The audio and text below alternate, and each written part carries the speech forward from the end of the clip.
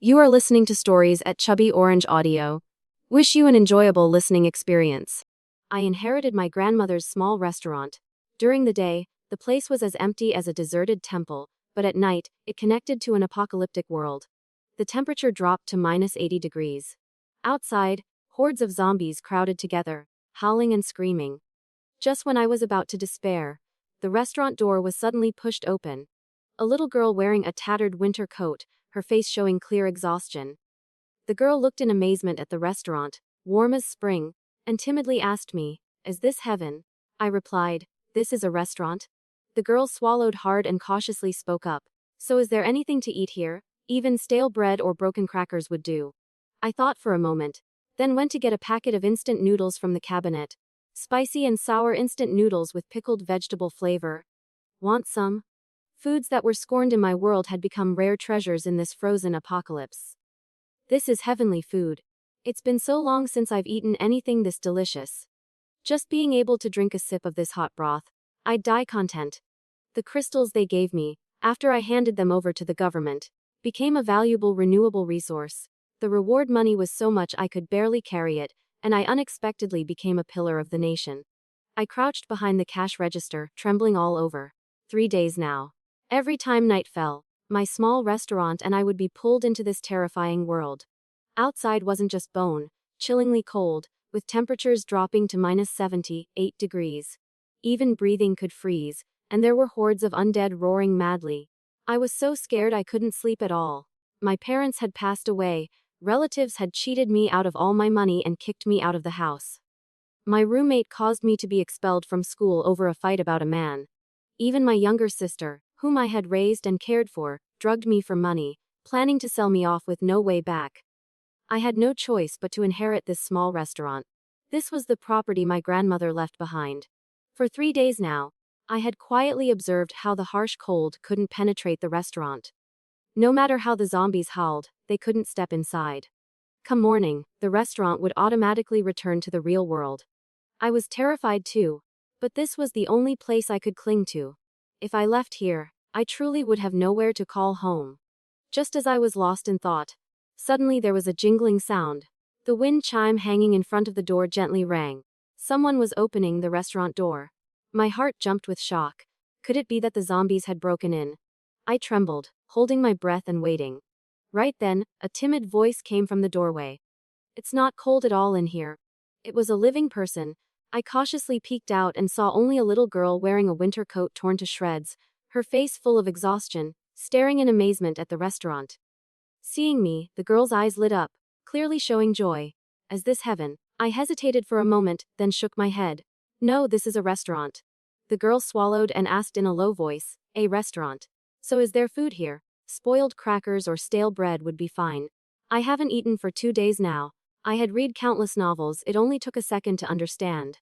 The girl before me was probably a survivor in this frozen apocalypse. I hesitated briefly, then took a packet of pickled vegetable instant noodles from the cabinet. "Want some?" The girl nodded eagerly. I turned and went into the kitchen, skillfully turning on the stove to heat water. When the water boiled, I put the noodles in to cook, then drained half the water before adding the seasoning packet.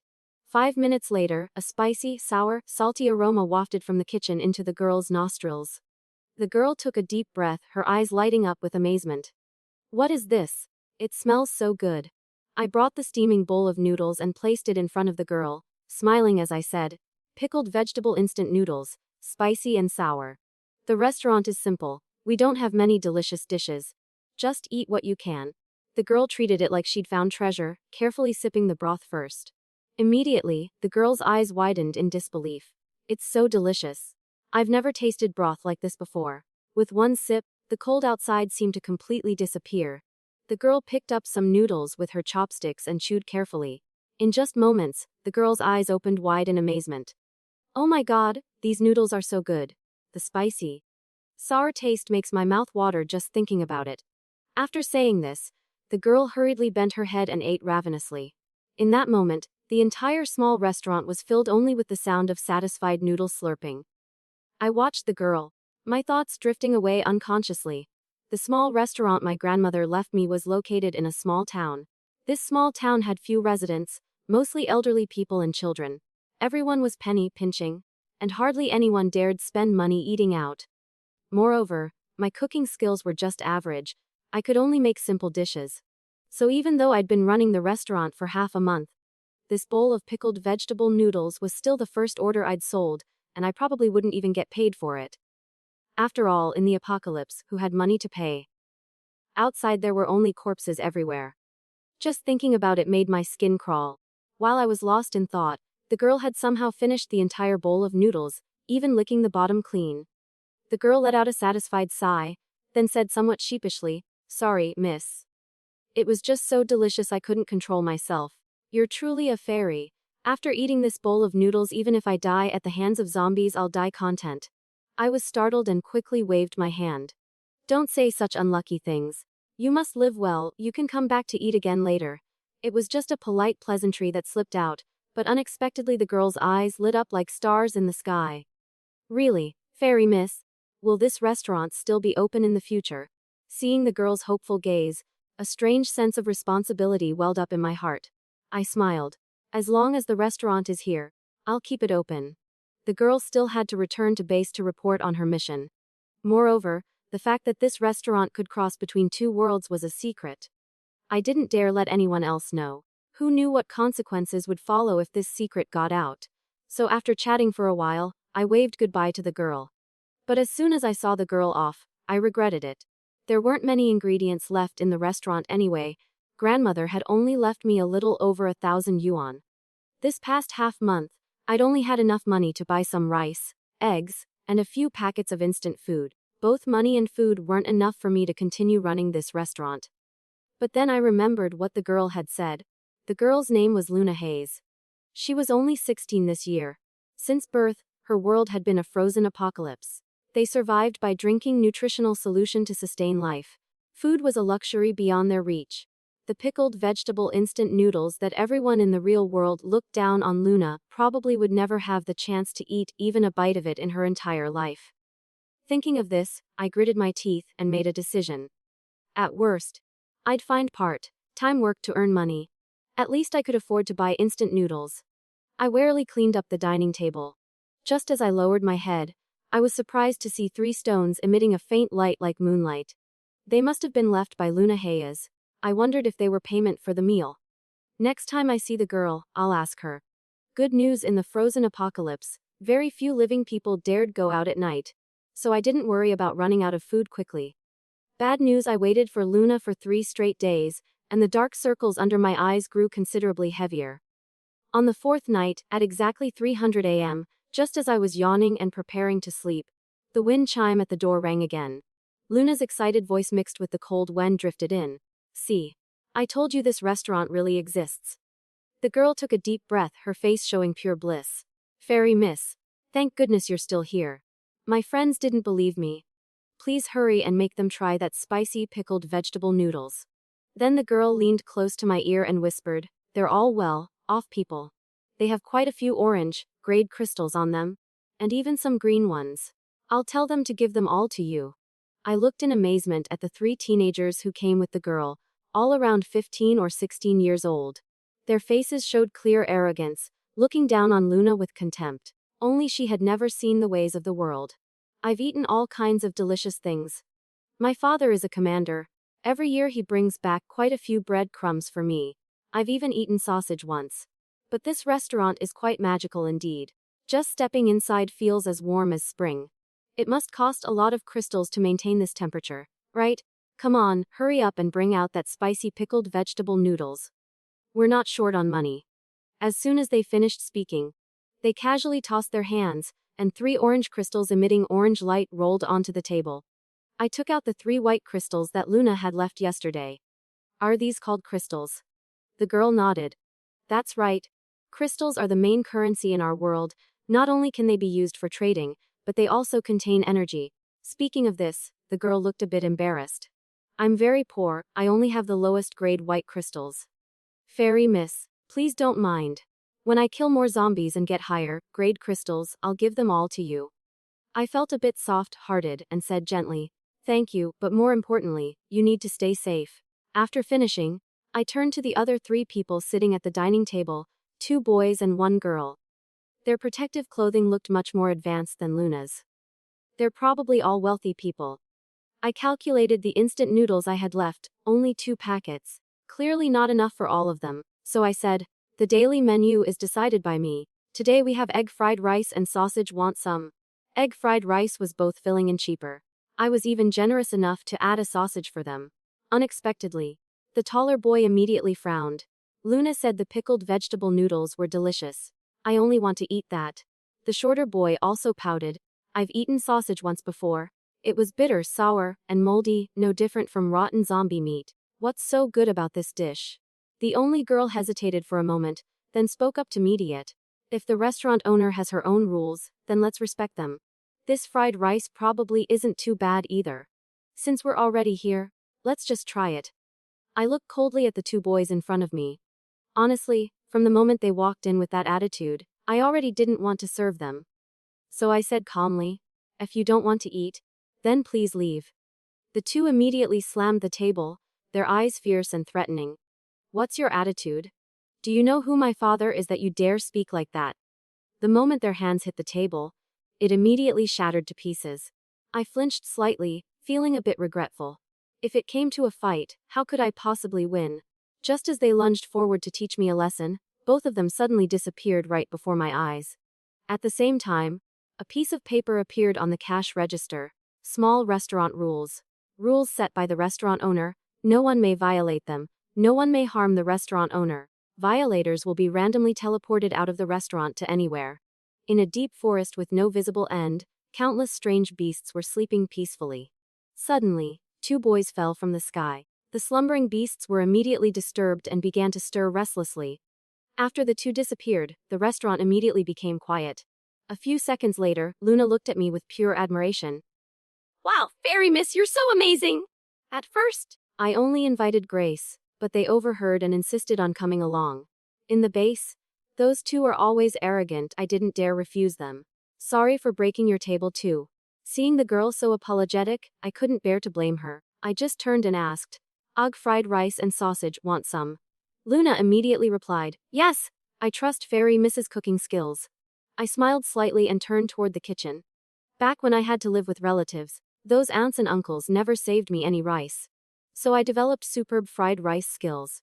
I heated oil, cracked 2 eggs into the pan, scrambled them, and added a bit of salt for flavor. Then I added the sausage and fried until it darkened, before adding the leftover cold rice from the afternoon.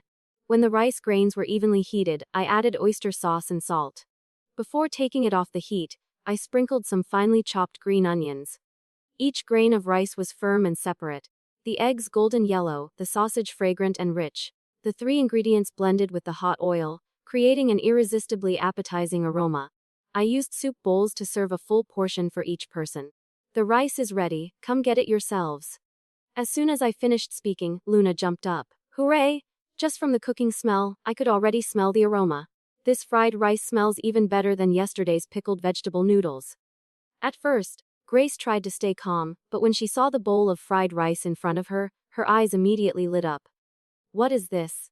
It smells so good. Just the smell is making me drool. Such a big bowl, are we really supposed to eat all of this?" I smiled. "Go ahead and eat. It's all yours." With my permission, the 2 girls immediately dove in like a whirlwind. They bent over their bowls, wishing they could bury their entire heads in them to devour everything. The small restaurant was filled only with the sounds of urgent chewing and swallowing. A few minutes later, they finally stopped, sighing with deep satisfaction. I glanced at their bowls, completely clean, even the oil at the bottom had been licked clean. I've lived for 15 years, and this is the first time I've eaten something so delicious. The rice is soft and chewy, the eggs rich and creamy. They said sausage tastes like rotten zombie meat, but the sausage Fairy Miss cooked is so fragrant and tender I want to swallow my own tongue. Being able to eat such a big bowl like this, I feel like I have no regrets in this life. The 2 girls became more and more excited as they talked. I smiled helplessly and quickly stopped them. "Alright, it's getting late. My restaurant closes at 700 a.m., you 2 should head back." Before leaving, the 2 girls thanked me profusely, looking at me like they'd seen a life-saving Buddha. As they left, besides the 3 orange crystals the boys had left, they gave me 5 more white crystals. The next day, I slept straight until noon. After getting up, remembering how happily the two girls had eaten last night, I made myself a bowl of egg fried rice too. While eating, I calculated the ingredients left in the restaurant. There were still 6 eggs, 5 pounds of rice, 2 packets of instant noodles, 4 sausages, and some vegetables. The money in my account was down to just over 300 yuan. If this continued, I wouldn't even be able to feed myself, let alone maintain the restaurant. The spirit to save the world that had flared up last night was already extinguished by morning. I'd have to go to the city to find work.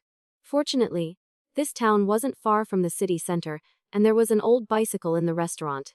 I pedaled hard for a full hour and finally reached the city. After asking at 3 job placement agencies, I was completely discouraged. Finding work really wasn't easy. My schedule couldn't follow regular office hours from morning to evening. Plus, I wanted to continue running the restaurant in the apocalypse, so I couldn't work night shifts either. Just as I was feeling dejected, a Mercedes suddenly stopped in front of me. The window rolled down, revealing a face with elaborate makeup. Sophie Chen, are you looking for work? She glanced at the job placement building behind me and laughed mockingly. Can't find a job. How about you bark twice, and I'll let you work as a janitor at my company. As soon as she finished speaking, the young man in the passenger seat frowned with irritation. Don't waste words on this poor girl. Let's go. Seeing these two people, anger flared up inside me. One was my former roommate Victoria Zhao, the other was my childhood friend Nathan Park. Just because I often hung around with Nathan, Victoria, who had a crush on him, became jealous. She used her family connections to get me expelled from school. I had once gone to Nathan for help, asking him to tell Victoria to let me go, considering how I'd helped him when he was bullied as a child. I said, I'm already miserable enough. Education is my only path to change my life. But Nathan just laughed coldly. What does that have to do with me? I never asked you to help. Besides, you're obviously the one who keeps clinging to me. A girl who's both poor and ordinary like you. I find you annoying as hell. I didn't want to argue with them and dusted off my clothes, planning to leave. But Victoria didn't want to let me go. She suddenly gunned the engine, charging straight at me, clearly trying to scare me. But before the car could touch me, a white light flashed from my jacket pocket, and the front of the car immediately dented deeply. This scene left all of us speechless. A few seconds later, Victoria ground her teeth furiously and angrily pulled out her phone to call the police. At the police station, the police chief replayed the surveillance footage over and over, finally concluding that the damage to the lady's car had nothing to do with Miss Chen. After saying this, he directly kicked Victoria and Nathan out. Before leaving, the two glared at me threateningly. Just you wait. This isn't over. If you're brave enough, don't let me see you again. I thanked the police chief and was about to leave, but he led me into a small room, his voice much gentler than before. Don't be nervous. I called you in here just to see what's in your pocket. Hearing this, I immediately clutched the crystal in my hand, my expression becoming wary. He quickly added, I've watched the footage over and over. There was a white light that flashed from your pocket. I know there are still many unexplored things in this world. Perhaps what's in your pocket is one of them. If you agree, hand it over to me. I guarantee I won't cause you any trouble. Moreover, all research will be conducted with your consent. How about it? After some consideration, I finally took out the crystals. But I only gave him the white ones. I kept the orange ones. The police chief observed them for a while but couldn't find anything special. He said, I'll send these to a research institute. Perhaps they can discover the energy source inside. What do you think? Fine. After exchanging contact information with me, he saw me out. My name is Detective Zhang. If there are results from the research institute, I'll let you know. Alright.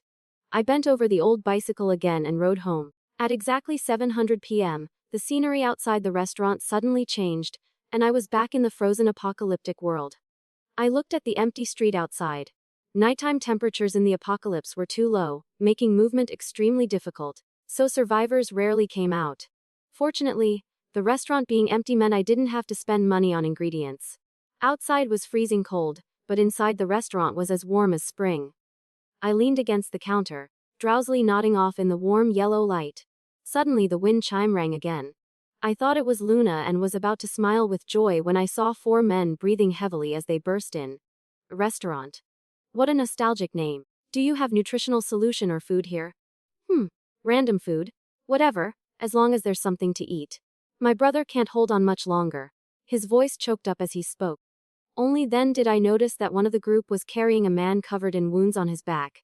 Feeling the warmth from the restaurant, the injured man slowly raised his head, his weak eyes showing some amazement. I never expected to see a restaurant. Places like this only existed before the apocalypse. I really can't believe I'm still able to see one. Even if there's no food here, I'd die content.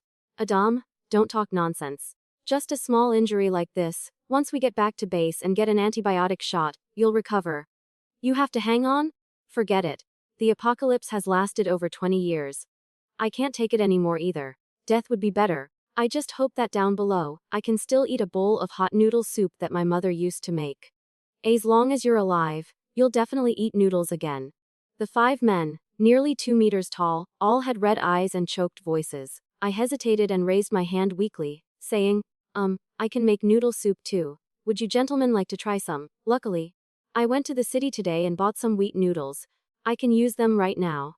Adam looked at me and smiled gently with kindness. Thank you, young lady, but the apocalypse has lasted over 20 years. Don't even mention noodle soup, there isn't even anything edible left. I know you mean well and want to encourage me, but... Seeing him breathing rapidly, each breath getting weaker, I immediately interrupted. Wait a moment. I pulled the curtain and went into the kitchen, quickly boiling water and adding the noodles. While waiting, I took out 5 large porcelain bowls and added a bit of lard, soy sauce, Worcester sauce, salt, and other seasonings to each bowl. When the water boiled, I used the noodle water to rinse the bowls first. The hot steam rose up, carrying the rich, savory aroma of lard throughout the kitchen. When the noodles were cooked, I divided them evenly into the 5 bowls. The white, round noodles absorbed the clear broth, glistening with an appetizing golden sheen. Taking advantage of the remaining hot water, I quickly blanched 2 handfuls of fresh green vegetables I'd picked from the garden. After thinking for a moment, I heated some oil and fried an egg, placing it in one of the 5 bowls of noodles. It all took just over 10 minutes. I brought out the bowl with the egg first, placing it in front of Adam. Here's the noodle soup you wanted. It might not taste the same as what your mother used to make, but it shouldn't be too bad. As soon as the bowl of noodles was placed on the table, the entire group froze. Adam was the first to come back to his senses. He rubbed his eyes continuously, his voice stammering in disbelief. This is really noodle soup, and there's even an egg. Moreover, it's fresh, not moldy or rotten. My God, it's been so many years since I've seen a bowl of hot noodle soup like this. I'm not dreaming, am I? Restaurant owner, can this really be eaten? The others swallowed hard. Though they said nothing, I could read the same amazement in their eyes. I laughed. Of course it can be eaten. Adam still half doubted as he picked up his chopsticks. At the same time, countless theories appeared in his mind. Either this was a hallucination before his death, or this was truly a miracle. If not, how could anyone explain that in a desolate area where even zombies rarely appeared, there existed a restaurant that could make such fresh, delicious noodle soup? But when he picked up some noodles and put them in his mouth, he was completely convinced this was indeed a miracle. Because this bowl of noodles was even more delicious than anything he had ever imagined. Adam quickly accepted this reality. After all, the apocalypse had already come. What else couldn't happen?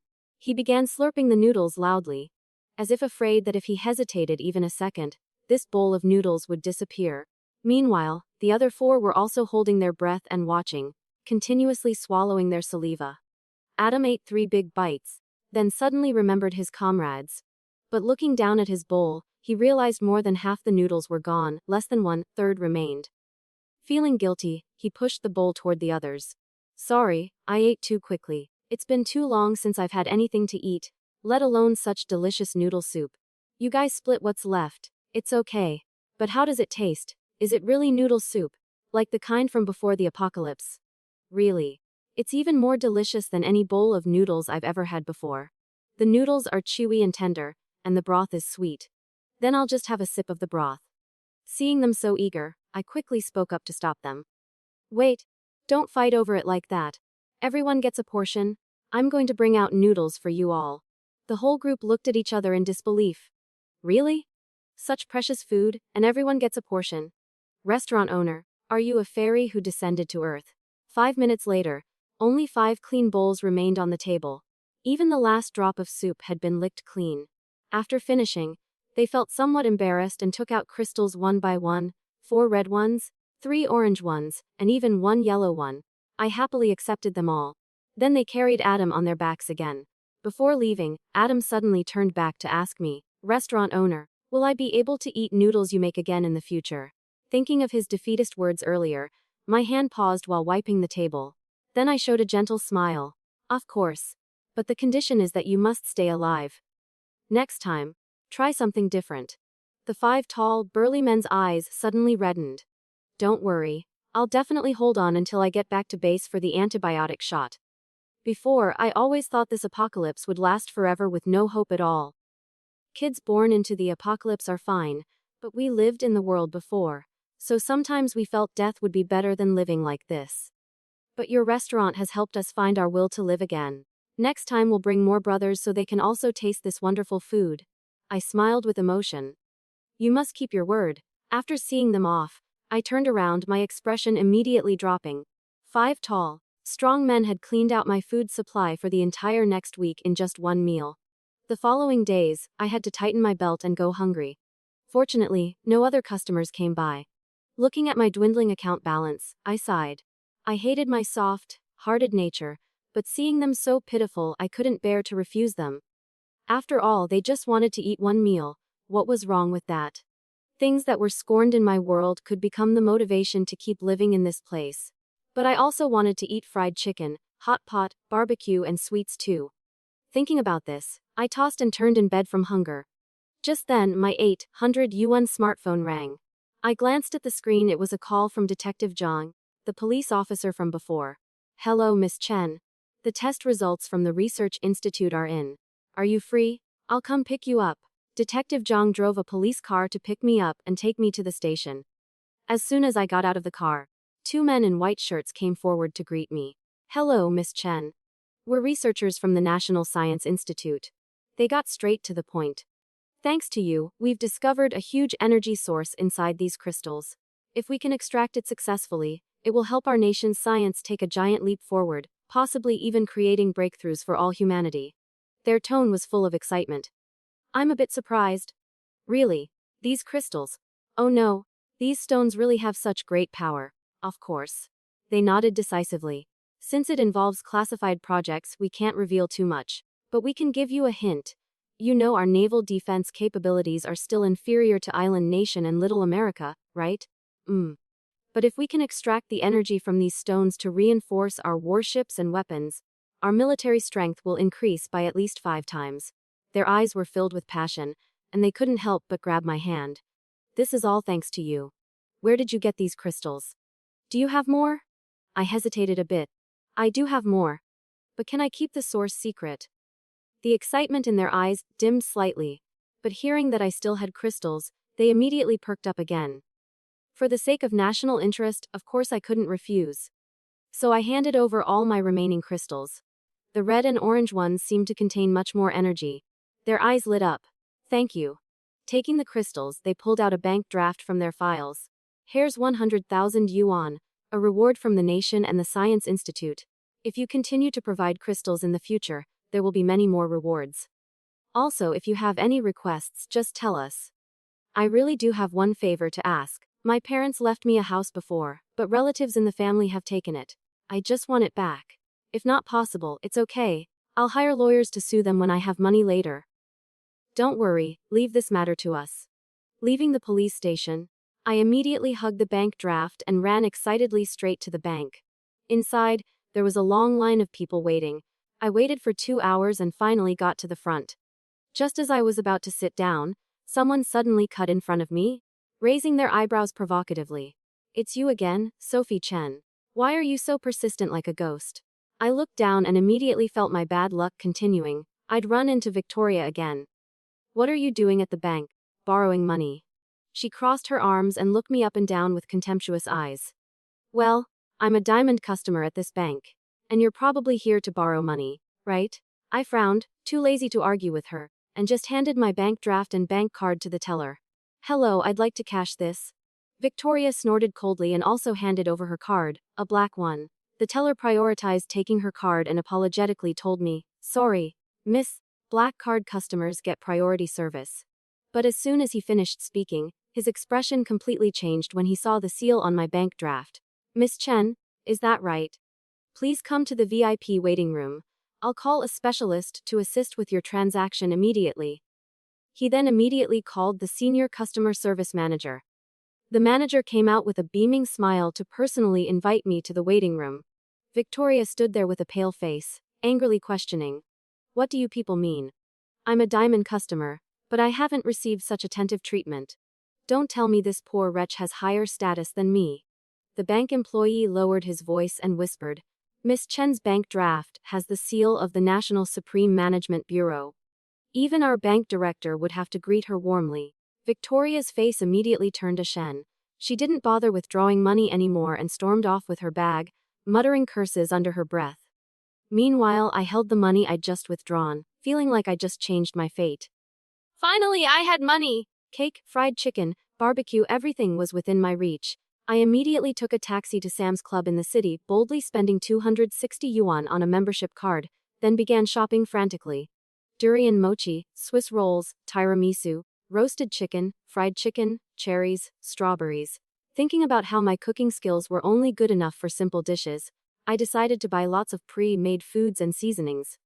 After choosing same-day delivery service, I took the opportunity to visit other grocery stores to buy meat, eggs, vegetables, seasonings, and more. Remembering that the table and chairs in the restaurant had been broken by those people, I also ordered new sets of tables, chairs, lights, and curtains. I also bought several new sets of cooking utensils. In a flash, 20,000 yuan was gone. Looking at my expenses, I couldn't help but feel heartbroken.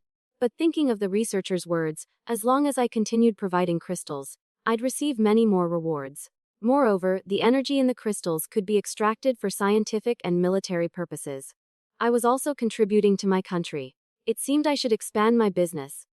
If I kept waiting 10 days to half a month for just one customer, I definitely wouldn't be able to hold out much longer. After using the furniture store's delivery truck to get home, I quickly arranged everything. By the time I finished, it was almost 7:00 p.m.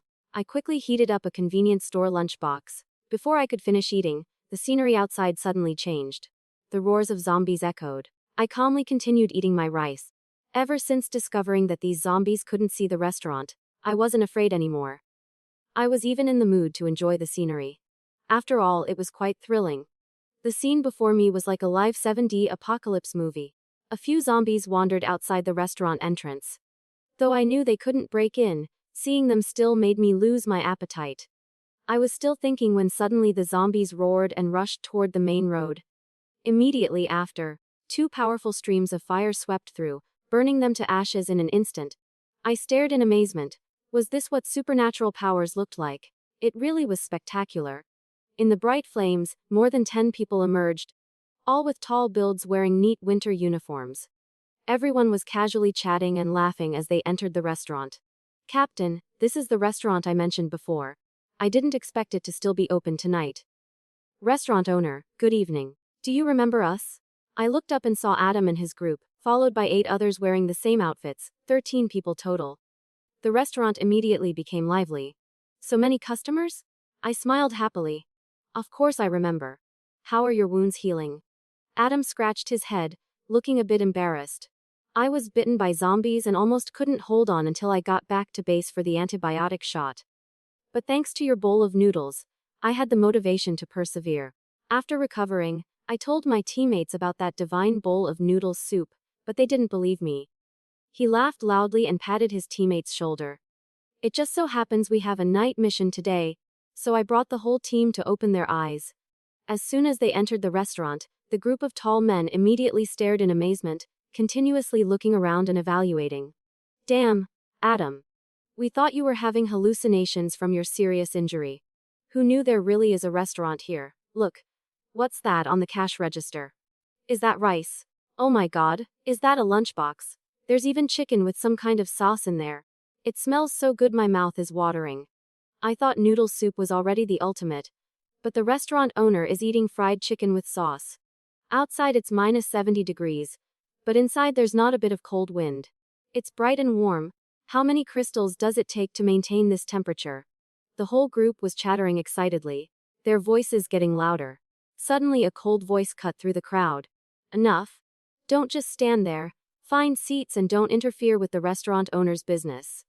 The entire group of tall men immediately fell silent and quickly found seats, as if they'd been trained.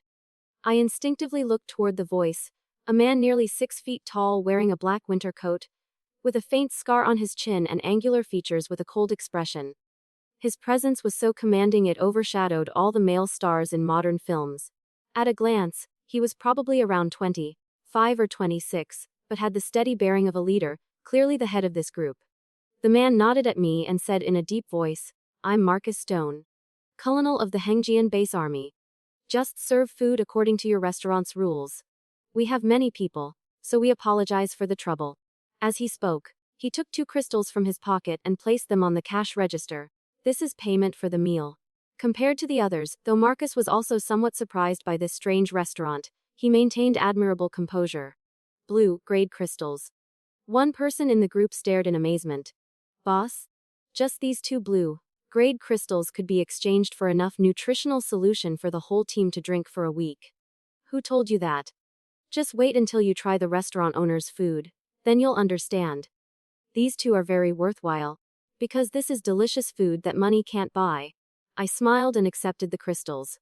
With such generous customers, I had to prepare a meal worthy of what they were paying.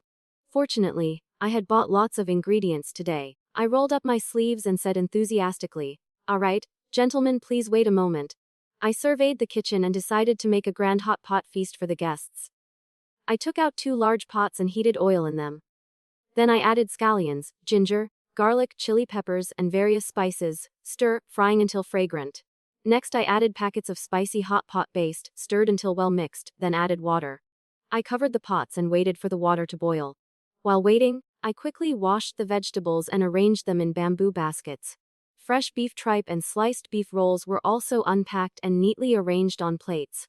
Then I washed 2 large bowls and filled them with various hot pot balls, beef balls, fish balls, shrimp balls, and wontons. Finally, I prepared dipping sauces in individual disposable bowls, making sure everyone had their own. While I was busy in the kitchen, continuous whispers came from outside. "Boss, why did you give 2 full blue grade crystals? The whole team killing a level 8 zombie isn't easy, we don't have many crystals of this grade." Marcus gazed thoughtfully at the small restaurant before him. "Can't you see what's happening? Outside is full of zombies, but not one is attacking this restaurant. This proves the restaurant owner has great power. Moreover, last time Adam and his teammates ate noodle soup here. Today I saw the restaurant owner eating fried chicken with sauce, which proves she has abundant food supplies. Furthermore, look around the restaurant. Though simply decorated, the tables and chairs are all new, and the space is as warm as spring. Maintaining this temperature requires enormous energy and strong supernatural powers to sustain. From all this, I can deduce that perhaps the restaurant owner's parents possessed very strong spatial abilities and stored large amounts of food since the apocalypse began. She's willing to share food with others, which shows her good heart. We should befriend someone like that." The others gaped. "Boss, just from a few short sentences you've analyzed so much. You truly deserve to be the youngest colonel in the army." "Wait, what's that smell? It's so fragrant." Just then, the hot pot was boiling vigorously, the rich aroma of beef mixed with spicy peppers filling the restaurant. Gurgle, gurgle, gurgle. Marcus, who had just been displaying a cold, analytical demeanor, suddenly froze. His stomach involuntarily growled loudly. Even worse, the stomach rumbles of the others were even louder. Marcus felt embarrassed. He unconsciously looked toward the kitchen, his eyes full of anticipation. Though he didn't realize it himself, I pushed 4 tables together and took out 2 electric hot plates. Under the eager and excited gazes of the crowd, I brought out dish after dish. One pot was spicy beef hot pot, the other was tomato hot pot. "Just dip whatever you want to eat. Help yourselves." Every time I placed a dish on the table, their amazed cheers grew louder. "Damn, hot pot. I can eat hot pot in the apocalypse. Oh my god, meat! It's really meat. I thought just having a bowl of hot noodles would be satisfying enough.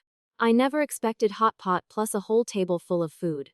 In an instant, the small restaurant was filled with continuous gasping sounds and the sound of swallowing saliva. 2 minutes later, when I had all the dishes on the table, I smiled and said, "Go ahead and eat." As soon as I finished speaking, boom. The entire group dove into the hot pot like a hurricane. Compared to when they fought zombies, this speed was several times faster.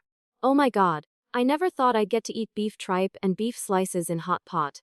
It's so tender and juicy, better than any hot pot I've had before. Even the potatoes are perfectly soft and smooth. I want to swallow my own tongue. I could drink 3 bowls of this hot pot broth without getting tired of it. In this cold apocalypse, being able to eat such a hot meal like this. Tell me to hunt 100 zombies tomorrow and I'll be full of fighting spirit. It's so delicious. I wish the apocalypse had never happened so everyone could eat such wonderful hot pot. The whole group was eating and praising at the same time, their voices choked with emotion. Marcus kept his head down eating, but when he heard that comment, his eyes flickered slightly. When the apocalypse began, he was only 3 years old. His memories of food from before the apocalypse had long since faded. To him, as long as there was something to fill his stomach, whether nutritional solution or frozen food, it made no difference. But today's hot pot meal completely changed his thinking. Nothing was more important and precious than food. Food was the most worthy thing to crave. While they were enjoying their meal, I took the opportunity to quickly fry a large pan of egg-fried rice in the kitchen within 2 minutes. The rice grains were firm and golden, fragrant with eggs and hot oil. When eaten with the spicy meat and vegetables from the hot pot, it was absolutely perfect. As expected, my egg-fried rice received countless more compliments. By the end, besides, so delicious, and so happy, there was only the sound of frenzied chewing. A whole table of food was completely cleared in just half an hour. Everyone held their stomachs with completely satisfied expressions, some even with tears in their eyes. After eating their fill, the group of tall, strong men felt a bit embarrassed and scratched their heads with sheepish smiles. Sorry, restaurant owner. The food here is so good. We've been in the apocalypse for over 20 years, and this is the first time we've had such a wonderful meal, so we couldn't control ourselves. We're not usually this wild. I laughed. It's okay, I understand. A burly man took out 2 green crystals and placed them on the counter. Restaurant owner, I'm giving you both of these. Thank you for letting me experience eating hot pot once in my life, it was so worth it. The others also quickly spoke up. I was too lazy before and didn't hunt many zombies. I only have 3 yellow crystals, but tomorrow I'll work harder. Will your restaurant continue to stay open? Looking at their hopeful eyes, I nodded. Of course. Crystals are good things, I want to earn lots of them. Hearing this, they all nodded vigorously with understanding expressions. Initially, everyone thought 2 blue-grade crystals was too much. But after eating, the entire team shared the same thought. The restaurant owner was truly a living Buddha. After all, as long as there were zombies and mutant monsters, there would always be crystals to collect. And if the restaurant owner needed crystals, they would definitely work hard to hunt zombies and earn crystals to trade for delicious food, as long as they could eat another meal like this. Hoo-hoo. After eating, the whole team competed to clear the table and wash dishes. I looked at Marcus and asked directly, "Are you the leader of this group?" Marcus nodded. You could say that. After all, he was the center of the entire team. Everyone followed his commands. I asked again, "So what's your reputation like at the base?" Marcus thought for a moment and replied, "Not bad. I can talk to people." In reality, besides the leader and 2 or 3 top power figures, he had the strongest voice at the base. I nodded and continued asking, "How many people are currently at your base?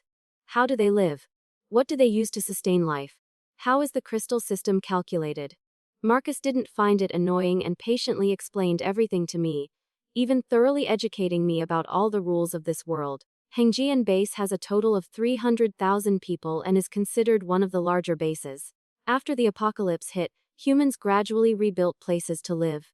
They use energy from crystals to develop supernatural powers and enhance physical abilities. Because of the eternal ice and snow, we can't use electricity. But crystal energy can replace electricity and oil. However, the apocalypse has completely changed the land and flora and fauna, making it impossible for us to farm or raise livestock. Currently, the only way to sustain life is using nutritional solution to provide energy to the body. Crystals have 10 grades total. From lowest to highest: white, red, orange, green, blue, violet, purple, silver, gold. Gold is smaller than platinum gold. Platinum gold crystals are the highest grade. I nodded as I listened. When he finished, I thought for a moment and then spoke up. I need lots of crystals, so I want to cooperate with your base in trading. I'll provide food to the base, and you pay me with crystals.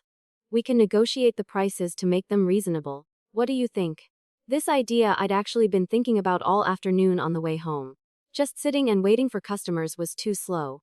First, nights in the apocalypse were too dangerous, very few people dared go out. Second, a restaurant in an area full of zombies, who would be brave enough to enter? Instead, why not cooperate with a base? Marcus's eyes immediately lit up when he heard this. Our base has 300,000 people. Can you supply enough food for such a large quantity? I think I can. If your supply is guaranteed, then I'll go back and report to the leader. I believe he'll be very interested in this proposal. If he weren't just a colonel, he would have agreed on the spot. Because anyone who had eaten hot pot here would never be able to swallow that bland nutritional solution again.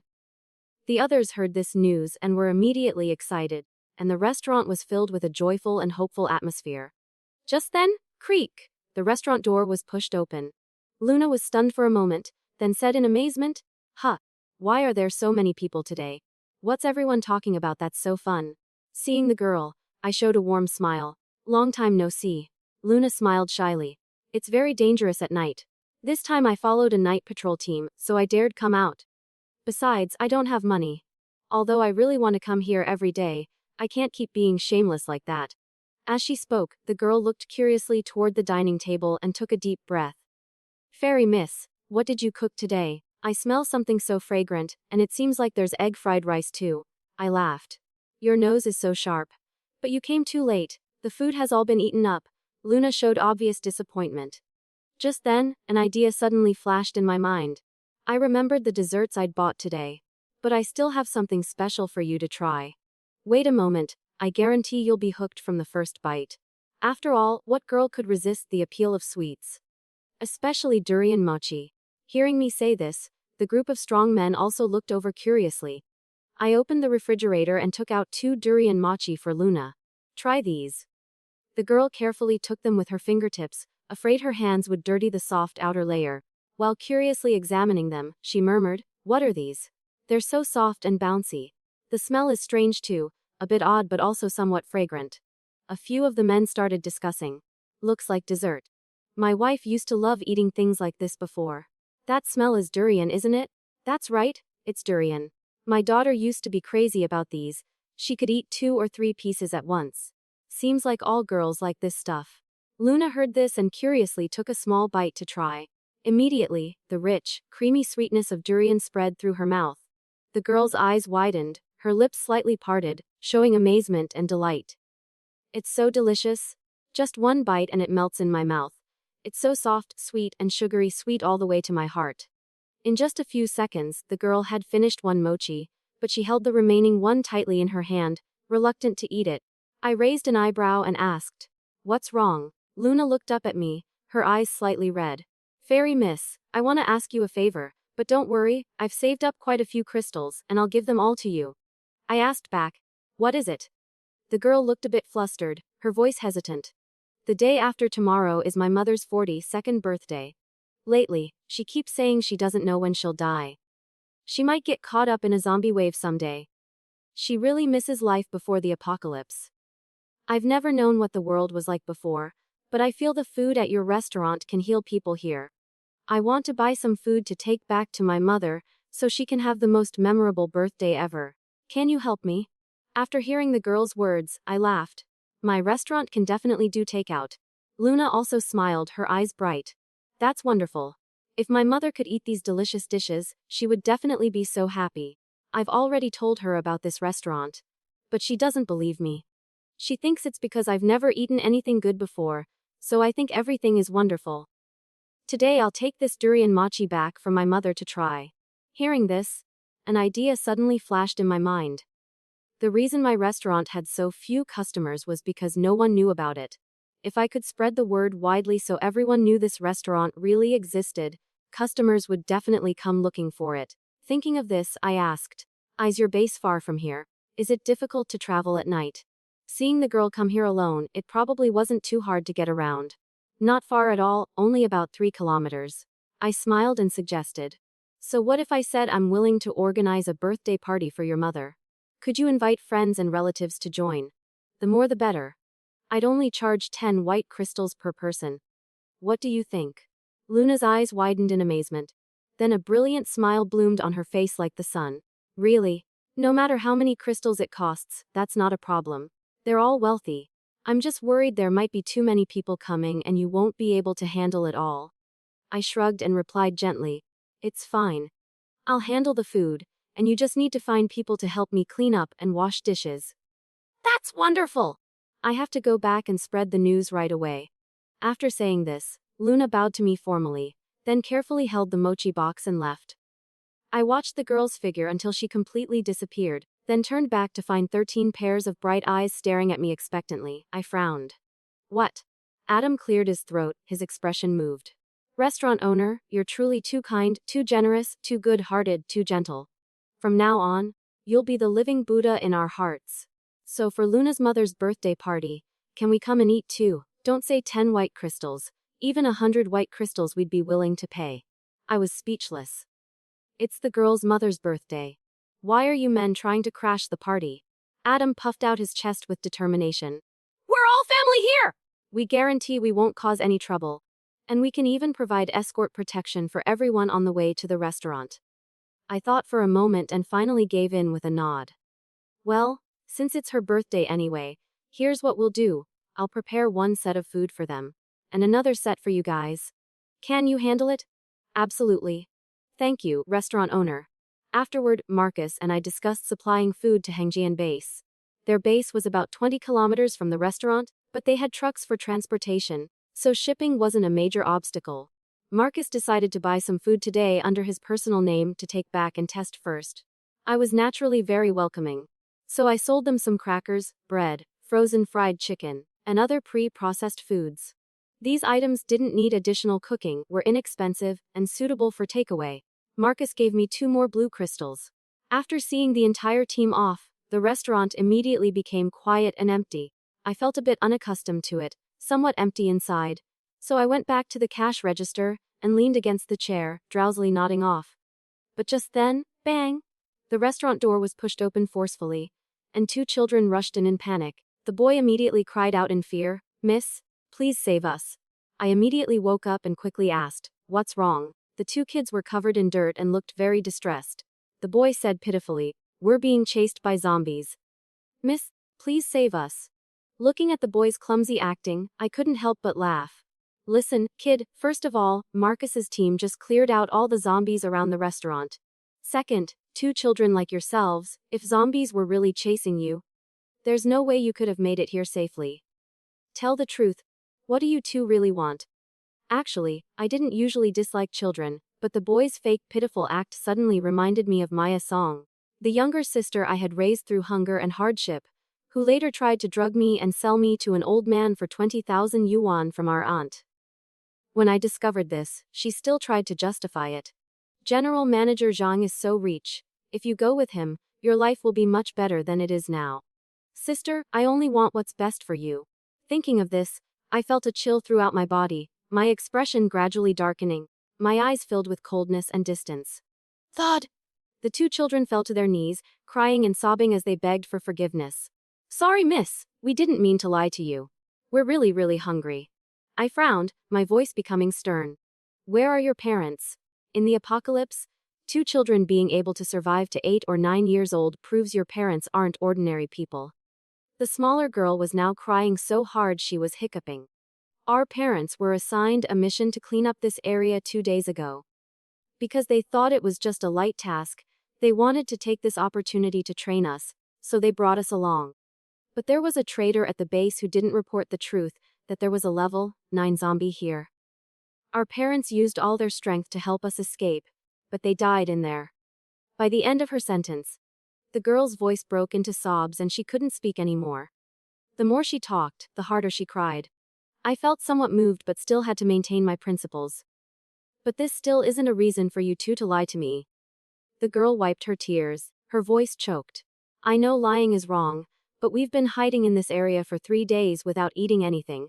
We've been observing you for a long time and saw that you're kind and good-hearted, so we took the risk to try our luck. Sorry, miss. Please don't kill us. We're willing to work like slaves to make up for our mistake. The boy also quickly bowed his head repeatedly saying, "Sorry. I really know I was wrong. You can make us do anything, just please don't kill us. I still want to go back to the base to get revenge for our parents." Speaking of this, the boy's eyes reddened and he clenched his teeth. I asked coldly, "Even if I don't kill you, you have no food and no crystals on you. How do you plan to survive and get back to the base for revenge? Or do you two have very strong supernatural powers?" The girl immediately looked up and said quickly, "He's very capable. His power is lightning type, and he's already reached level 3. These past 2 days, all the low-level zombies wandering near this restaurant have been killed by him. We just don't dare cut open the corpses to get the crystals." I suddenly became interested. "Oh, how old are you?" The boy puffed out his chest a bit proudly. "I'm 8 years old." But immediately after, he shrank back, his voice childish. "Pretty miss, could you let us owe some food first? Tomorrow we'll definitely go find crystals to bring back to you." I stroked my chin thoughtfully. Although I didn't understand much about the supernatural power system, looking at these two kids' condition, they really didn't seem ordinary. While I didn't need protection, if these two kids killed zombies around the restaurant, it would indirectly protect me. Moreover, by now the restaurant's system still hadn't activated expulsion mode, which proved the two children meant me no harm. They simply didn't want to starve to death, and wanted revenge for their parents. They had strength, logical thinking, quick minds, knew fear but still had consciences. They were just too young and had taken the wrong path. Anyway, I was running the restaurant alone, and when busy, I might not be able to handle everything. Thinking of this, I raised an eyebrow and said slowly, "I can accept your explanation. But you two did try to deceive me. How about this? I won't give you food for free. However, you can stay and work at the restaurant at night. For the next 3 days, you'll figure out survival on your own. I'll provide all 3 meals a day for you too. How does that sound?" The two children looked at each other, then immediately bowed to me formally. "Thank you, pretty miss. We'll definitely work very hard to make up for our mistakes. You're willing to give us food, we're truly very grateful." I went into the kitchen and took out 2 large loaves of bread, thought for a moment, then sprinkled a layer of cocoa powder on top. Then I handed them to the two children, saying slowly, "I've mixed poison into these. The antidote is in my hands. If you ever dare lie to me again or betray me, I won't give you the antidote. Then you can forget about getting revenge for your parents." The two children immediately went wide-eyed, their faces pale with terror. "We wouldn't dare! We absolutely wouldn't dare." I pushed the bread toward them. "Eat up. As long as you're obedient, I'll give you the antidote on time." The two kids clutched the bread with expressions like they were about to be executed. But then they closed their eyes and took big bites. As soon as they bit down, both of them froze in unison. "Huh. What is this? It's so soft. It just melted in my mouth as soon as I put it in. It looks big but it's not hard at all. It smells so good, just one bite and my mouth is watering. It's so delicious, incredibly delicious. No wonder everyone who comes out of here has such big smiles. If this is really poison, I want to eat it every day too." The two children quickly finished their bread, the boy even secretly licking his fingertips as if wanting to taste every last bit of flavor. I clapped my hands in satisfaction. Having eaten my bread, from now on you two belong to me. My name is Sophie Chen. What are your names? The boy nodded, his voice full of pride. I'm Oliver Reed. The girl also quickly introduced herself. I'm Lily White. I nodded and began explaining the work in the restaurant. Your work shift is from 700 p.m. to 700 a.m. Your main duties are serving food, cleaning the dining area, and washing dishes. I pointed toward the kitchen service area where food waited to be served. This is where you pick up the food. Then I gestured to a corner of the restaurant partitioned by a curtain, about 2 square meters in area. This is the dishwashing area. All the plates and utensils after cleaning need to be brought here, washed clean and neatly arranged on the shelves. When I need something, I'll go into the kitchen myself. You two are not allowed in the kitchen. There are surveillance cameras in the restaurant. If I discover either of you sneaking into the kitchen, there will be no antidote. Understand?" The two children nodded eagerly, their voices serious. "We understand. We understand. Pretty miss, we absolutely wouldn't dare." I smiled slightly. "Every day at 500 a.m., I'll give you breakfast. At 700 a.m. before the restaurant closes, I'll prepare food for you to take with you during the day. At 700 p.m. when the restaurant reopens, you'll get dinner. During the day, when there are no customers, you can rest and even sleep at any table. I won't mind. Yes, thank you, pretty miss. Any other questions? Oliver hesitantly raised his hand. Pretty miss, if I go hunt zombies and get crystals, can I use the crystals to buy your food? I smiled and nodded. Of course. The two children immediately beamed with joy. Thank you, pretty miss. After giving instructions, I returned to the cash register and sat down. The two children curiously looked around the restaurant. Lily exclaimed in surprise, "This place is much warmer than I expected." Oliver was still savoring the bread from earlier. That thing called bread was really delicious. I swear it's the best thing I've ever eaten. Does pretty miss saying she'll provide 3 meals a day mean we'll get to eat bread every day? Lily glanced at him sideways. What are you thinking? Pretty miss giving us food is already great. Don't expect to eat something that delicious every day. Pretty miss is really good. This restaurant is both warm and has no zombies. She says she's hiring us to work, but she's actually taking care of us and giving us 3 meals a day. 3 meals? Pretty miss and this restaurant are the warmest and happiest things in the world. Speaking of this, little Lily's head nodded a few times and her eyes gradually closed.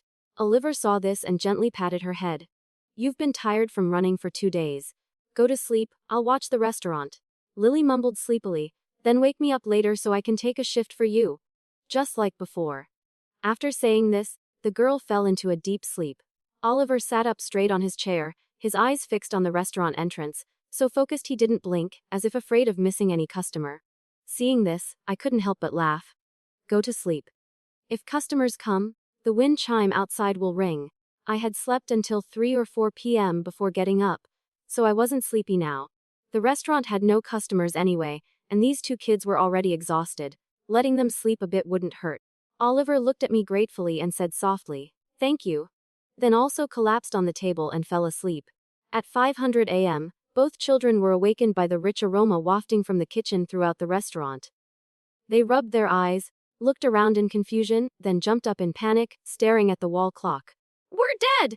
Pretty miss, we're sorry, we slept too long! Oh no, your restaurant is so warm and safe. We haven't had a good night's sleep in so long. We really didn't mean to be lazy. Please don't be angry. I was holding chopsticks in the kitchen and poked my head out with a smile. It's fine. There were no customers last night anyway. Wait a bit more, breakfast is almost ready. After saying this, I pulled my head back and continued cooking.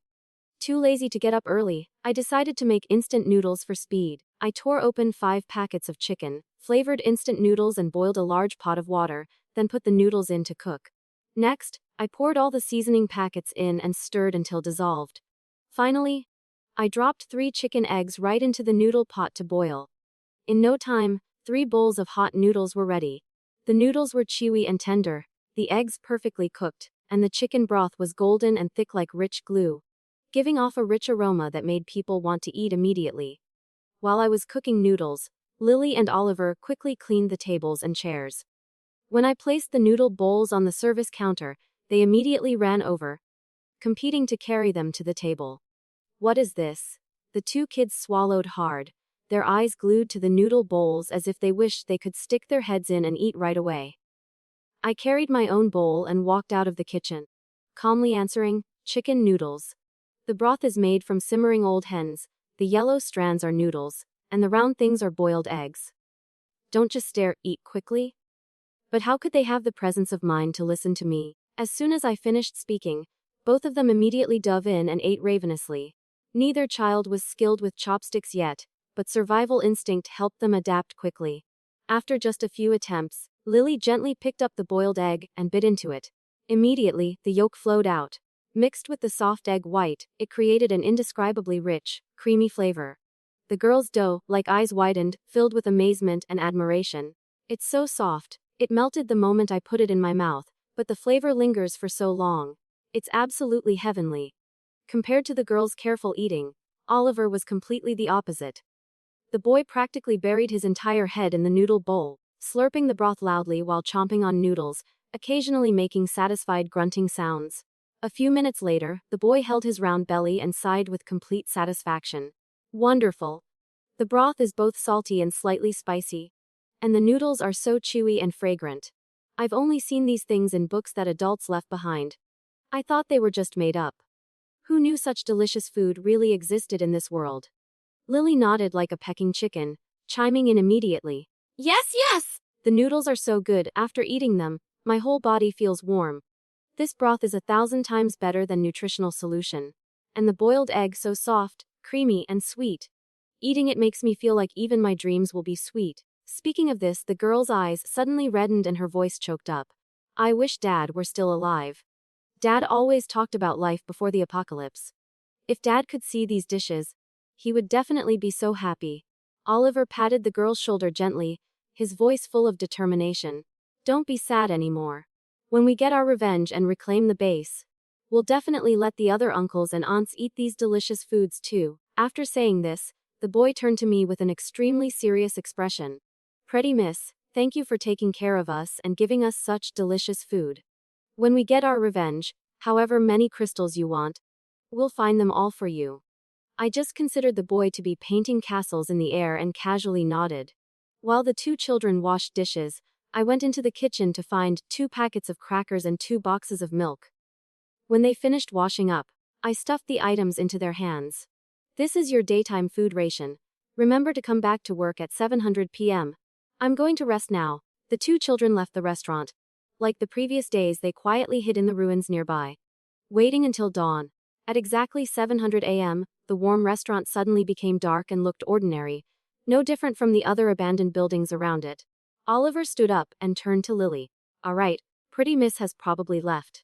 Let's go hunt zombies for crystals too, and work hard to improve our powers so we can return for revenge soon. Lily followed behind but couldn't help turning back to look. Oliver, is Pretty Miss a fairy? She's so kind and gentle. Oliver shook his head. Probably not. I can't sense any supernatural powers from her. That poison in us, she was just lying to us. After saying this, the boy was quiet for a moment, unconsciously gripping the packet of crackers and warm milk box in his hands. But she really is a very good person. Even without the food, we should protect this restaurant and not let anyone destroy it. You understand. Living in the apocalypse, he was used to darkness and cruelty. But then, in a world full of death and despair, he found a ray of warmth and purity, something enough to make him want to keep living. Lily gripped her milk box tightly, the warmth from it still not completely gone, her eyes showing something wistful. The chicken noodles with boiled eggs were so good. I can still feel the warmth in my stomach now. It feels like I'm full of strength. Nutritional solution provides energy too, but compared to delicious food, it's nothing. Just thinking about being able to eat delicious food made by Pretty Miss every day from now on, I suddenly have motivation to keep living. What about you? Me too. Before we just ran and hid day after day. I once thought it would be better to just die, but now we have to live not just for revenge, but also to protect Pretty Miss and this place. Lily, are you confident? Yes! Good. Today's goal is to kill 100 zombies. Save the white crystals for Pretty Miss. Keep the other crystals to upgrade our powers. Got it. I slept until 300 p.m. After waking up, the first thing I did was call a courier to send the crystals I'd collected last night to Detective Zhang at the police station via city delivery service. Then I ordered a lunchbox and ate while thinking about the menu for tomorrow night's birthday party. Yesterday Marcus had taken quite a lot of pre-processed food. Now in the kitchen, only meat and vegetables that needed cooking remained. There would be many guests. I didn't know how to make overly complex dishes, so a Manchu, Han Imperial feast was not feasible. Just then, my phone sent a notification suggesting a food video. College student tries 68 yuan barbecue buffet. What's it like to eat unlimited? My eyes immediately lit up. In the freezing cold weather, what could be better than a hot barbecue feast? What was I waiting for? I immediately placed an order on the delivery app. 4 electric grills, barbecue marinades, pickled garlic, lettuce, Korean spicy noodles. Meanwhile at Huck Net Base, after completing her mission, Luna happily ran home. Huck Net Base wasn't large, with only about 100,000 residents. Housing and supplies were distributed based on the number of crystals residents contributed. The girl's family had 6 people parents, 2 older brothers, and a 3-year-old younger sister. 6 people squeezed into a room of barely 20 square meters. Though poor and cramped, they still felt satisfied with their lives. When Luna got home, her 2 brothers were already there, holding 20 bottles of nutritional solution. Her father sighed. Nutritional solution is getting scarcer. 200 white crystals only got us this much. Her mother poured out all the nutritional liquid, then diluted it with water, turning 20 bottles into 40. This should be enough to last another 3 days. Tomorrow I'll have to go out and take on missions too. The older brother frowned. Nutritional solution is becoming increasingly scarce. The second brother smiled bitterly. Really? I think it's more likely the higher ups are exploiting us. I heard they use crystals to research higher grade nutrition for themselves, getting fat while what we drink keeps getting more watery like plain water. Their father sighed, his voice heavy. There's no other way. Technology and resources are all in their hands. The older brother looked at their sleeping little sister, his eyes reddening. We adults are fine, but little sister has been malnourished since birth. I don't know if she'll be able to grow up healthy. Their mother quietly wiped away tears and changed the subject. Let's not talk about this anymore. Luna's back. But before she could finish her sentence, she suddenly stopped, stepped quickly toward Luna, frowned, and took a deep breath. Durian smell. Luna, is this smell coming from you? Luna looked surprised, rummaged through her thick layers of clothing, and pulled out the durian mochi box. Mom, you're so good, you recognized it right away. This is from Fairy Miss. The moment her mother saw the round white mochi, her mind seemed to explode. Her eyes immediately reddened, and she tremblingly, almost snatching the pastry from her daughter's hands, her voice stammering with emotion. This is durian smell. Is this really durian mochi? Luna said excitedly. Mom, I can't believe you know about it too. How could she not know? Before the apocalypse hit, she was only in her 20s and still in her dessert, obsessed phase. Durian had been her favorite flavor. Her father was also stunned. While the two brothers didn't understand what mochi was, seeing their mother's excited reaction, they vaguely guessed it was something edible. Their sister had always praised the food at Fairy Miss's place, constantly complaining about how hard the nutritional solution was to drink. They still thought it was just some expired crackers, but unexpectedly it was fresh food. One had to know that sweets had very short expiration dates, and even more demanding storage conditions than regular food. Seeing the mochi still fresh, it was clearly made not long ago. Their mother immediately gripped her daughter's shoulders tightly, speaking urgently. Where is this Fairy Miss? Does she have lots of food? Is it expensive? Why didn't you ask to buy more to bring back? Food has higher nutritional value than nutritional solution. If we had enough food, we wouldn't need to drink that watery stuff anymore. Luna smiled brightly. It's not expensive at all. At first I wanted to buy some for everyone, but Fairy Miss heard tomorrow is Mom's birthday, so she decided to throw a birthday party for Mom. Just 10 white crystals and our whole family can eat our fill. The whole family was amazed in unison. 10 crystals really isn't expensive? This Fairy Miss is truly a good person. All of us can go? Luna nodded confidently. Not just our family, she told me to invite relatives too. Anyone willing to give crystals can participate. Mom, eat the mochi slowly. I'm going to invite Uncle and Aunt and Grace too. After saying this, the girl rushed out like the wind. The atmosphere in the house quieted for a moment. Then the older brother spoke up. Should we go tomorrow? Their father said decisively. Yes. As long as there's hope, we must go. Their mother clutched the mochi tightly, saying softly, 10 white crystals can only buy 1 bottle of nutritional solution at this base. But if we can exchange it for a filling meal, it would be worth a lifetime. After saying this, she carefully divided the mochi into 5 small pieces so each family member could taste a bit. The sweet, creamy flavor that melted in their mouths, the warmth and gentleness that food brought, soothed hearts that had grown too accustomed to despair. At that same moment, the whole family became even more determined. Tomorrow they absolutely had to go to that restaurant. When the clock struck 7:00 p.m., Lily and Oliver pushed open the door and entered. They placed 12 white crystals on the cash register. Pretty miss, today we hunted 102 zombies. We absorbed the remaining crystals to upgrade our powers. These are saved for you. I was a bit surprised and then praised them. You two are really capable. Then I'll accept these. Lily looked embarrassed and smiled, then stared intently at the kitchen, her eyes sparkling. So what are we eating tonight? It seems like I smell something sweet. I couldn't help but laugh. Your noses are really sharp. Today I steamed red bean milk custard buns and regular buns with 2 kinds of filling, cabbage and pork. Oh right, there are also lunch boxes. What would you like to eat? After saying this, I divided the food portions for each person. The red bean milk custard buns were white and soft. As soon as they were broken apart, the filling inside released a sweet, fragrant aroma. The regular buns had thin skins and generous fillings, especially the pork buns which glistened with oil under the warm lights. The surface was shiny and looked extremely appetizing. The two children ate so deliciously they almost licked their fingers. The people waiting in line outside saw this and immediately craned their necks to look inside. Why isn't it open yet? What's on the menu today? Let me see. Looks like buns and custard buns. Buns? What filling? There's cabbage filling and pork filling. Damn, there's really meat. Ah, I'm so hungry, so craving it. Hurry up and open. I want to eat pork buns. I feel like I could eat 10 at once. 5 minutes later, after the restaurant staff finished their dinner, I hung up the "now open" sign outside. The very next second, the crowd rushed in like a broken dam. Hurry, fairy restaurant owner. I want 10 large pork buns, and pack 5 custard buns, 5 cabbage buns, and 5 pork buns to take home for my wife and kids. I'll take 3 custard buns, 5 pork buns, 2 cabbage buns. Oh, and pack 10 more pork buns. I want some too? Everyone hurriedly placed crystals on the payment counter, afraid that if they came too late, everything would be sold out. Everyone calculated based on their own appetite and the number of people in their households to buy appropriate amounts of food. They didn't want to waste anything, but also worried that if they finished everything, others wouldn't have any.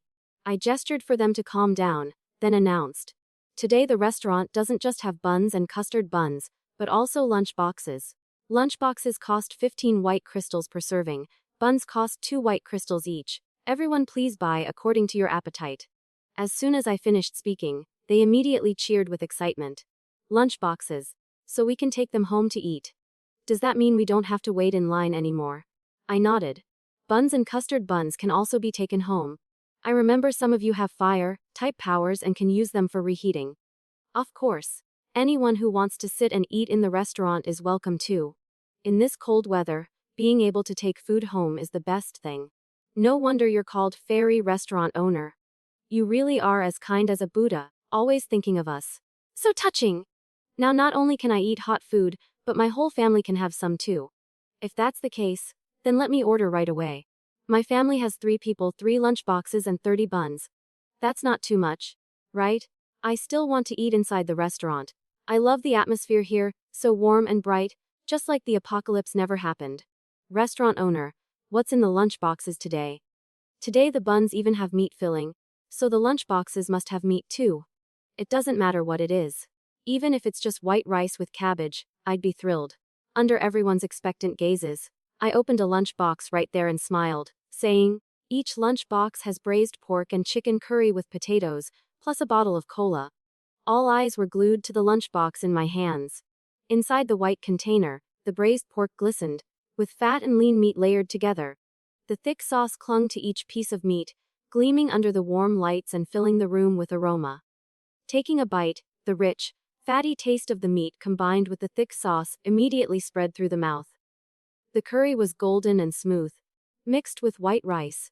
Each grain absorbed the rich, creamy curry sauce, not to mention there was also cola. Taking a sip, the taste buds exploded with flavor, adrenaline surged, and cheers erupted everywhere. I never thought I'd eat braised pork in the apocalypse. Just let me have one bite and I'd die content. Oh my god, when will it be my turn? My mouth is already watering. Still the same as always before 300 a.m., all the food I prepared was sold out. Fortunately, today many people bought lunchboxes, buns, and custard buns to take home. Everyone ate their fill. So even though those waiting at the back didn't get to buy anything, thanks to friends who brought food home to share, they still had the chance to taste a few bites and weren't too disappointed.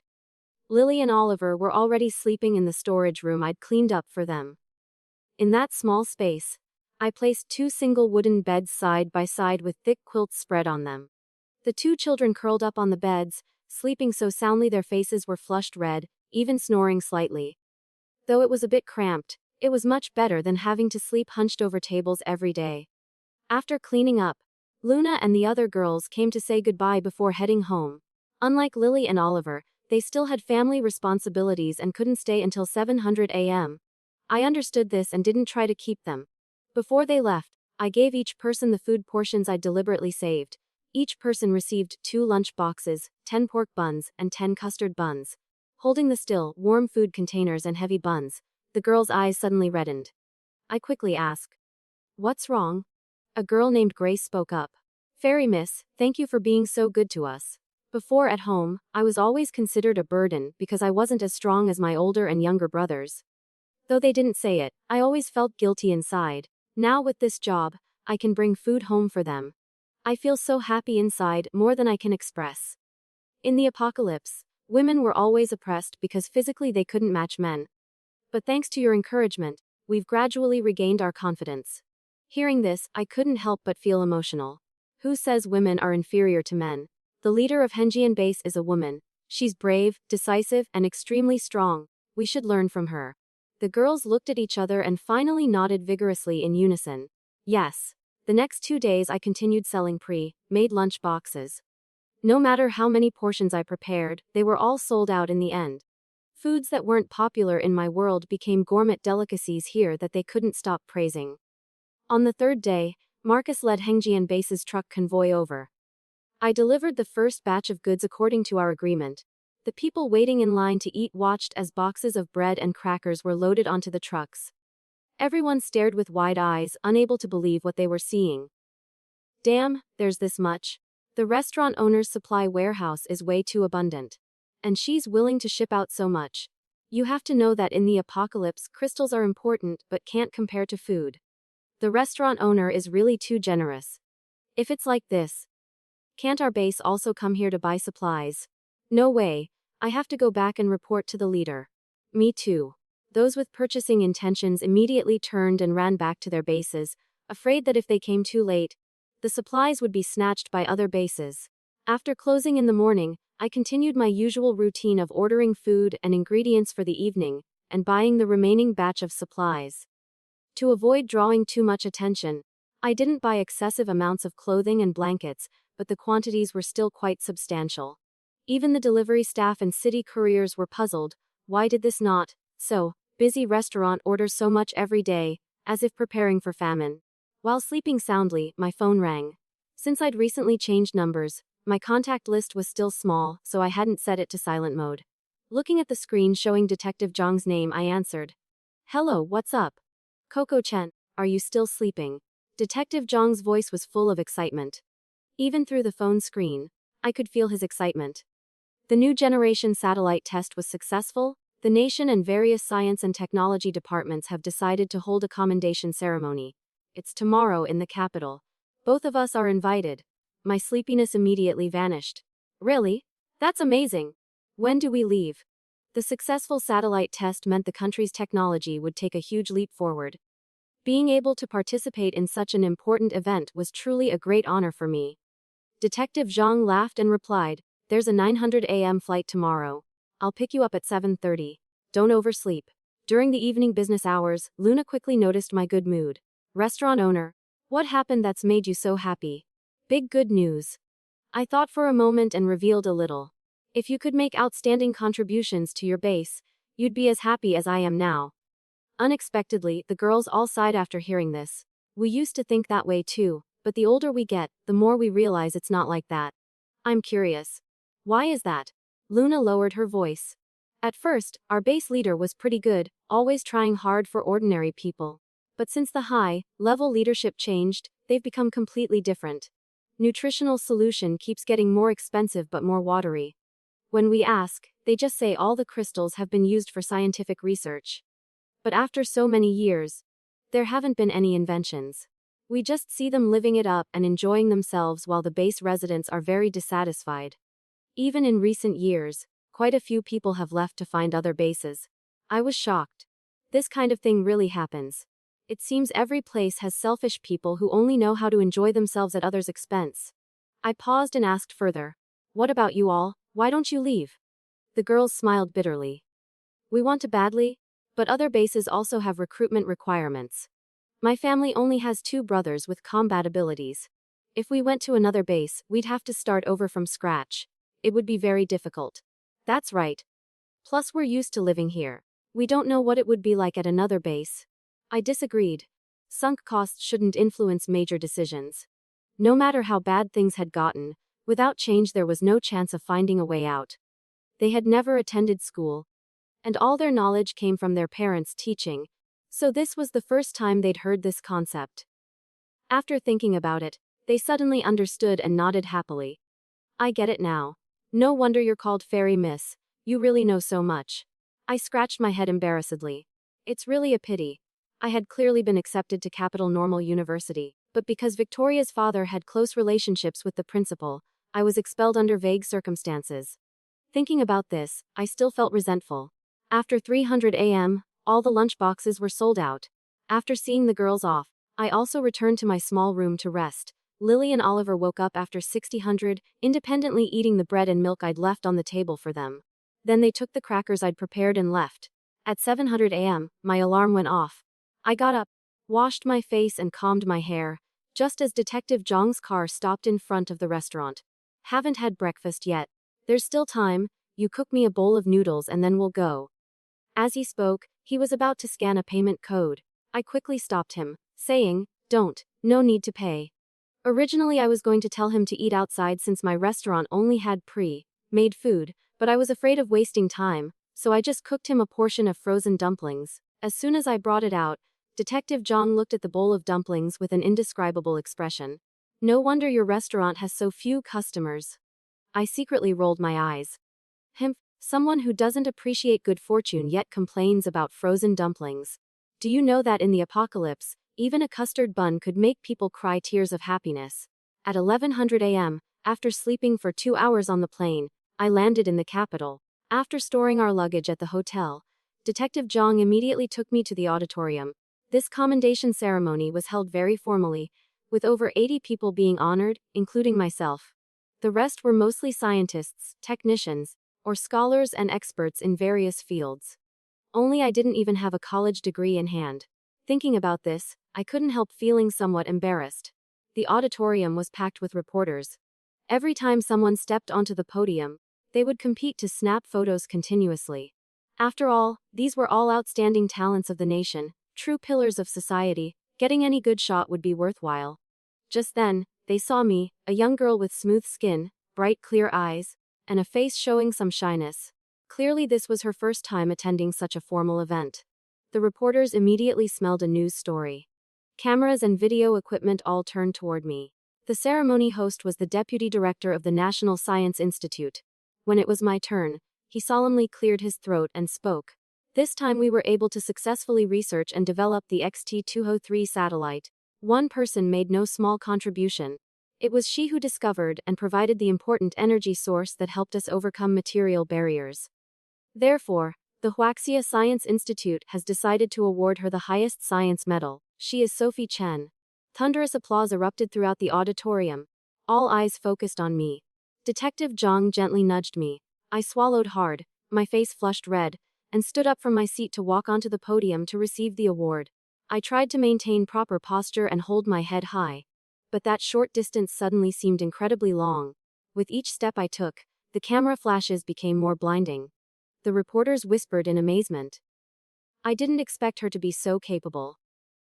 I thought she was just some official's daughter attending as a representative. You have to know that our new satellite's success is all thanks to the energy source she discovered. I wonder how this girl found it. She's definitely not simple. Which school did she attend? The principal of that school must be so proud they can't stop smiling. Today's conference had quite a few principals from prestigious universities in attendance. Naturally, the principal of Capital Normal University was also present. When he saw me standing on the podium receiving the award, he was so stunned his mouth gaped open. You could fit 2 chicken eggs in it. After a moment, he said in disbelief, "That's Sophie Chen." As principal, he normally wouldn't need to remember an unknown student like me. But the incident that year was caused by his close friend's daughter personally asking for his help, making him personally intervene to expel me. The surrounding principals saw his reaction and couldn't help asking curiously, "What's wrong? Do you know her? Could she have been a student at your school?" This girl is not simple. How many physicists and chemists have spent their entire lives searching for this special energy source without success? Yet she discovered it, and moreover, this resource is currently only available to her. It can be said that as long as she holds this energy source, she'll never have to worry about money for the rest of her life. Her future is unlimited. The principal of Capital Normal University forced a smile. Yes, that's right.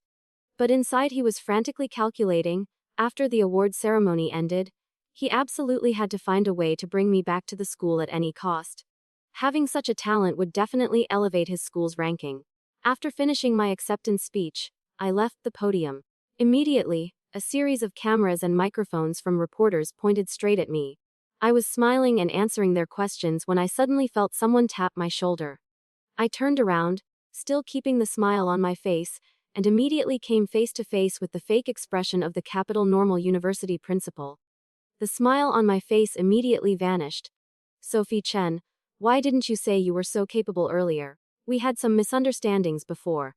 When you have free time, bring your documents to the school. I'll help you restore your student status. I showed no expression and replied coldly. No need. When he expelled me, his arrogant, superior expression was still deeply etched in my memory. Even if he knelt down and begged now, I would never go back. The principal hadn't expected me to be so blunt in front of so many reporters and officials, not giving him any face at all. He gritted his teeth and leaned close to my ear, lowering his voice. To be honest, that incident was because my friend came to ask for help, and I only heard one side before handling it that way. Don't blame me. Besides, you're only 1 year away from graduation. Surely you don't want to give up your degree. I really did regret the degree, but I had even more self-respect. I looked at him coldly. Really? Who is your friend? It's Victoria's father. He said you had moral problems and were bullying his daughter at school, so I decided to expel you. I laughed coldly. He said I was bullying his daughter. Did he have evidence? Did you investigate? Or did you just listen and casually expel me? The principal stammered and couldn't answer. I pulled out my phone and sent a recording to the reporters, and another copy directly to the National Oversight Department. I hope you'll investigate this thoroughly and clear my name. Everyone around immediately became serious. Don't worry. We won't let a talent who has contributed to the country be treated unfairly. The principal heard this and his face immediately turned pale as paper. How could you record? That's illegal.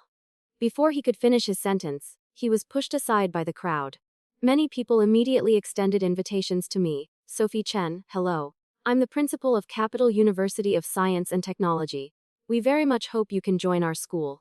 And I'm a representative from Capital National Defense University. We really need talent like you. I'm from Capital Electronics University. We hope you can come to our school for academic exchange.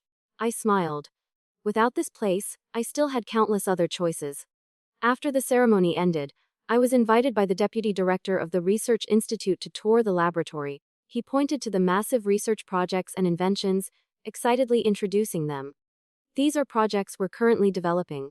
This material can enhance the structural strength of building foundations. If successfully applied, it could withstand at least magnitude 4 earthquakes. And this material, if combined with crystal energy, we could manufacture more durable weapons. The more he spoke, the brighter his eyes became, full of expectation. As long as we have enough crystals and can absorb the energy inside to apply to various materials, our national defense, construction, and science and technology will definitely surpass other countries by far. These words filled me with enthusiasm. The deputy director patted my shoulder with a hearty laugh. All of this is thanks to you, Sophie Chen. You've made outstanding contributions to our nation's scientific development, helping many fields take a big step forward. I felt a bit embarrassed and scratched my head. I'm not that amazing. After the tour, I handed over all the crystals I'd collected in recent days to them. Though they were already very familiar with crystals, the researchers couldn't stop being amazed and excited, especially when they saw the 2 sparkling golden crystals. What is this? Just looking at it, you can feel the incredibly powerful energy inside. Compared to the previous ones, the energy is many times more concentrated. Sophie Chen, you truly are the pride of our nation, our great hero. We must give you the highest scientific award. I'll propose increasing your reward money. Not long after, a reward of 500,000 yuan was transferred directly to my account. Looking at the numbers on the screen, my heart suddenly surged with emotion. I never thought that one day I would become a pillar of the nation, receiving medals and being recorded in scientific history, while also becoming someone the country sought after. Holding the heavy bank card in my hand, I carried my excitement and declined Detective Zhang's dinner invitation, taking an afternoon flight home immediately. Just kidding, my small restaurant still had important customers eagerly waiting for my return. At the same time, in Qingshui town, The town mayor had just finished watching the news and immediately led a group of people carrying banners, holding silk flowers, beating gongs and drums, making a grand procession to my uncle's house. Hearing the commotion, my uncle's entire family rushed out to welcome them. The town mayor smiled so broadly that the wrinkles on his face folded like chrysanthemum petals. Congratulations, congratulations! Your family is truly amazing, raising such an outstanding talent. She's truly the pride of our Qingshui town. My uncle's entire family looked at each other surprised and bewildered, but still shamelessly accepted the praise. Both sides began flattering each other, chatting very happily. After a while, the town mayor smiled with narrowed eyes and said something meaningful. Where is our town's most famous person, Sophie Chen? Is she home? We specially prepared banners to congratulate her. Why don't we invite her out to meet everyone? As soon as he finished speaking, the smiles on my uncle's family's faces immediately froze. What? Who did you say? What famous person? Aren't you here to congratulate my eldest son for passing the civil service exam? The town mayor was speechless. What civil service? I'm talking about Sophie Chen. She's now an important national talent, a treasure cherished by the entire nation. As soon as these words came out, my uncle's and aunt's faces turned deathly pale. A national treasure is that kid. That cursed child who brings nothing but bad luck. Different from her father and mother. The brat we kicked out of the house. They had always thought that after being kicked out, Sophie would definitely become homeless, wandering the streets destitute, and eventually dying miserably like a stray dog with no one to even collect her body. Meanwhile, their son had just passed the civil service exam with a bright future ahead, and the whole family could enjoy the benefits. But now what? Just then, someone standing nearby whispered in the town mayor's ear about my uncle's family's past scandals. After hearing this, the town mayor's face immediately darkened. You people are truly foolish, having such an outstanding daughter and treating her so poorly. Your family's fortune is finished.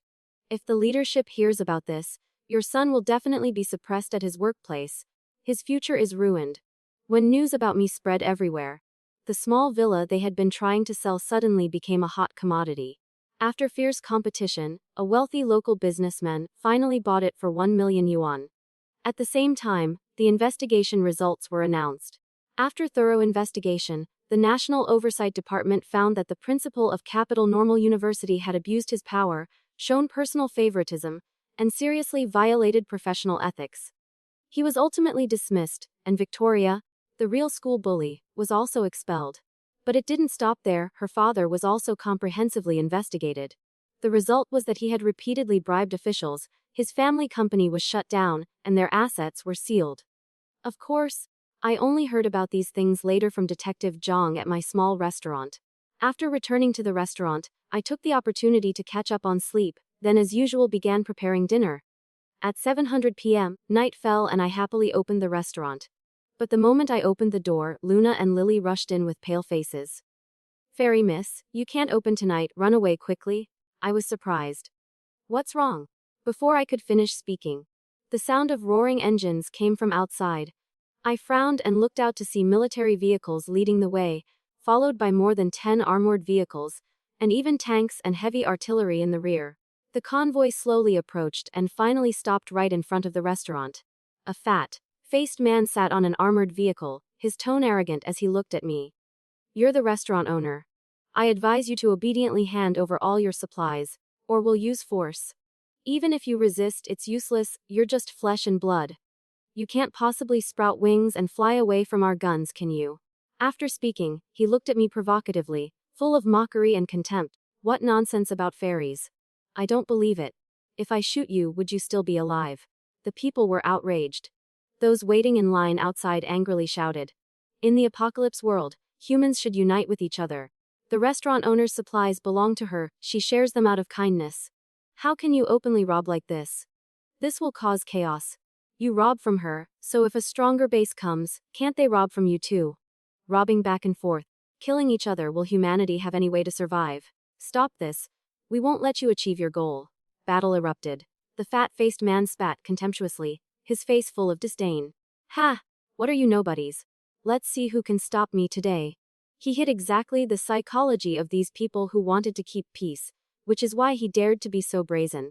He knew they were afraid of fighting. Even if robbed, they would swallow their anger. But he was different, reputation didn't matter, as long as he could eat well and live luxuriously. Smelling the aroma from the braised pork pot, he swallowed hungrily. I looked straight at him and said coldly, "I won't give it. If you have the guts, come and take it." He snorted coldly. "You don't know what's good for you, don't blame me for not showing mercy." After saying this, he ordered the attack. The people rose up, those waiting in line angrily stood up to resist.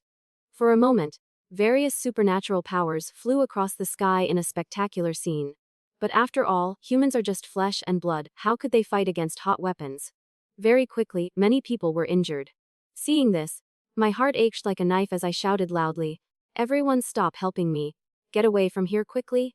He can't do anything to me. The restaurant has protective mechanisms.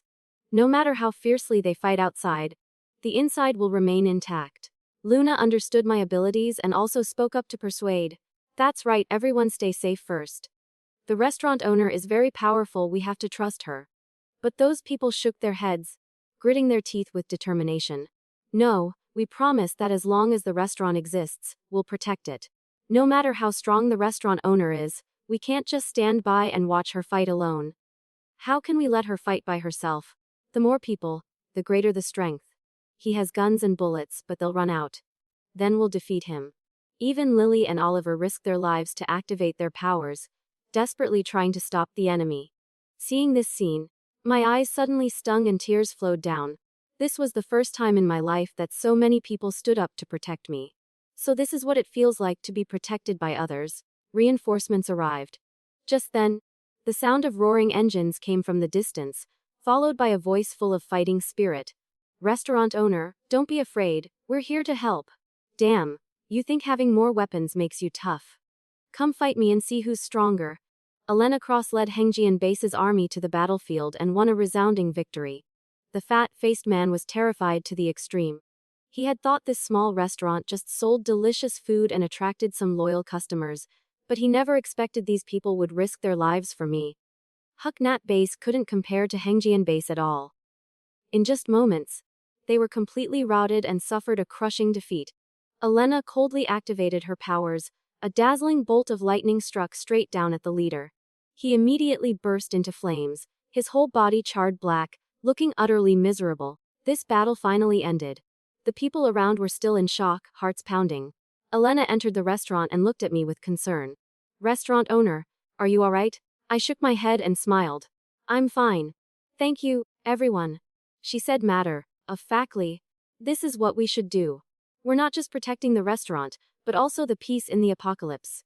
If things like this happen too often, people's hearts will become unstable, and the consequences will be hard to predict." Though she said this, my heart was still full of gratitude. And the way I expressed my appreciation was to buy, and buy. I ordered countless ingredients to prepare a grand feast to entertain them. The restaurant continued to operate. Night fell again. The wind chime tinkled gently in the quiet space. I watched Luna and the staff bustling back and forth, welcoming wave after wave of endless customers, listening to their satisfied sighs.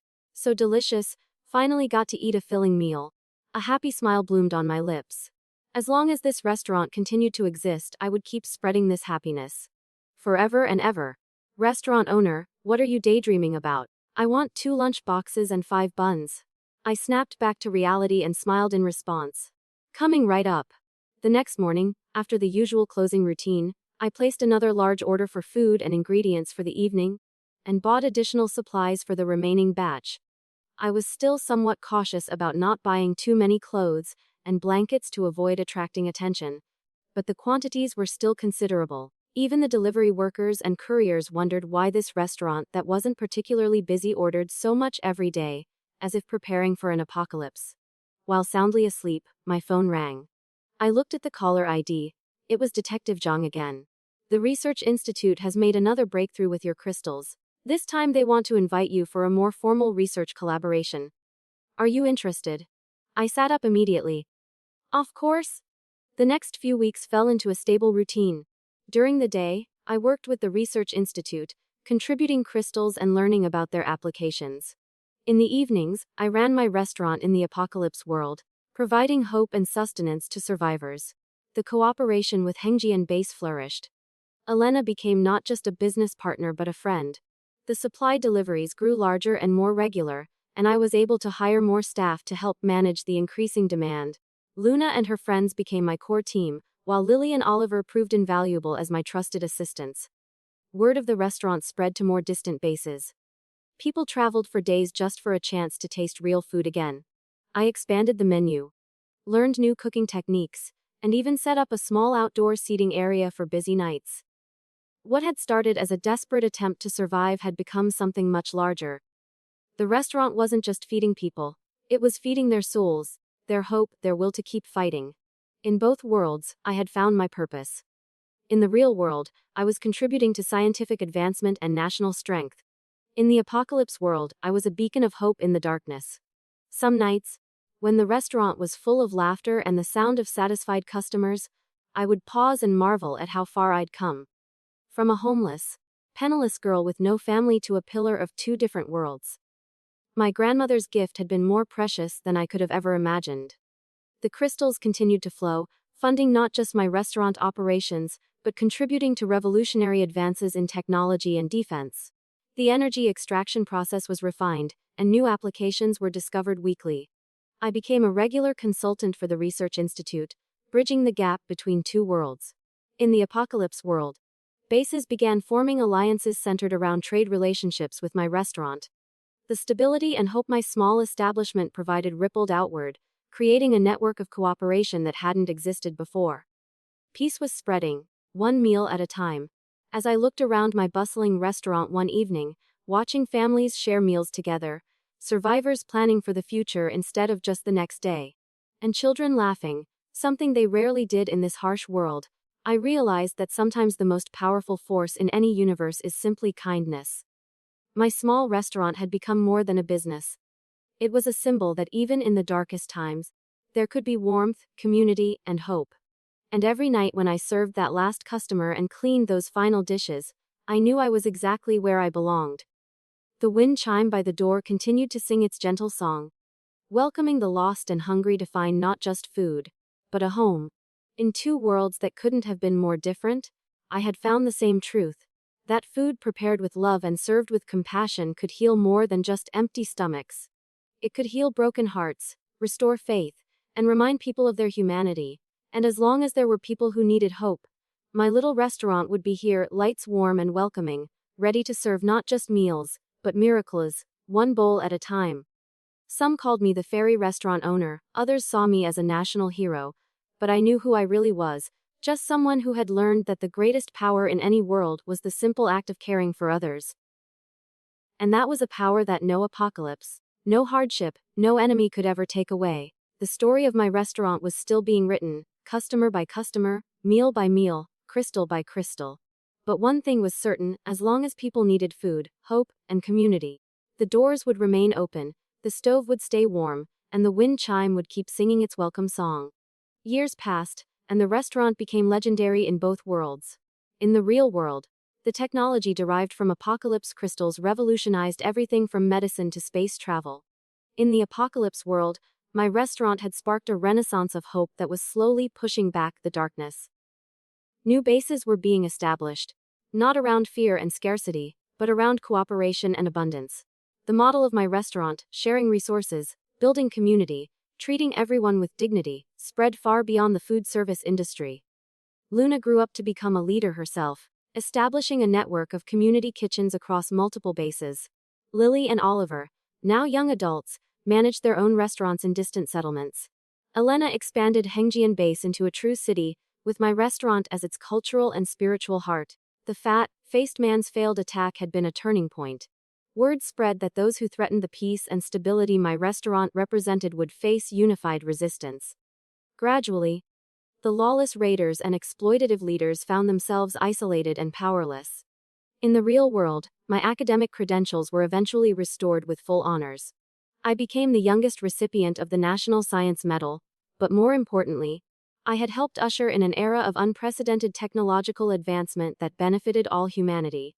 Detective Zhang often visited my restaurant in the real world, though he never quite understood why I insisted on serving simple food when I could afford the finest cuisine.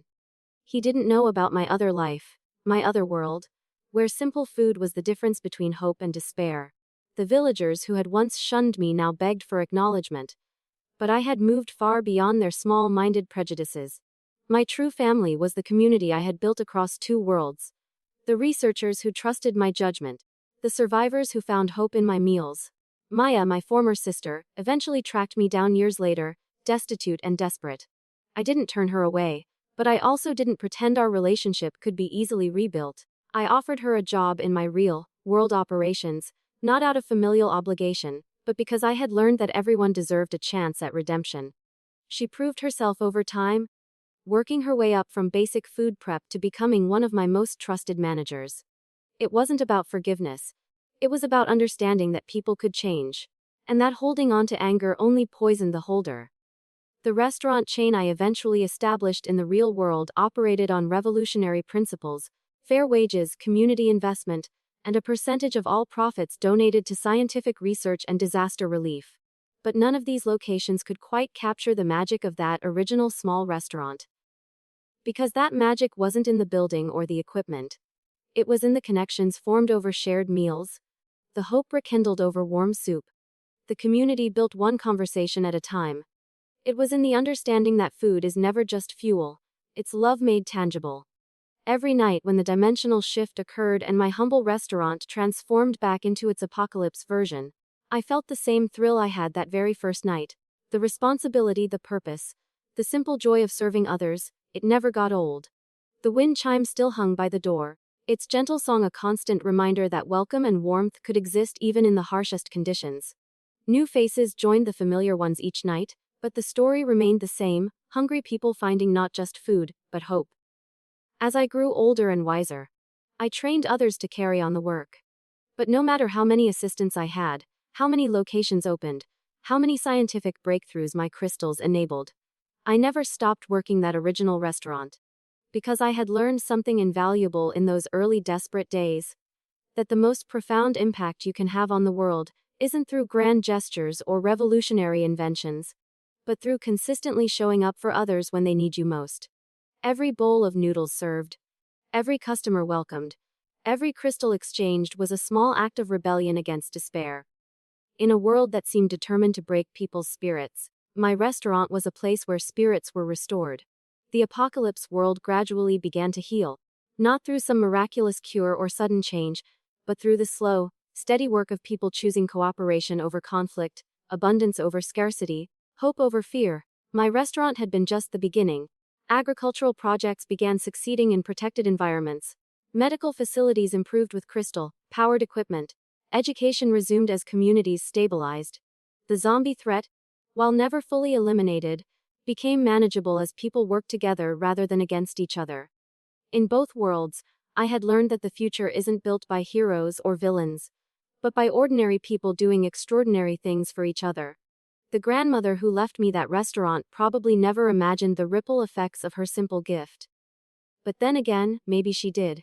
Maybe she knew that a small act of kindness, passed down through generations, could eventually change the world. Maybe she understood that the secret to surviving any apocalypse is never losing sight of what makes us human. As I stood behind the counter one evening, serving steaming bowls to a line that stretched around the block, I thought about that scared, desperate girl who had first opened these doors. She had been looking for a place to hide.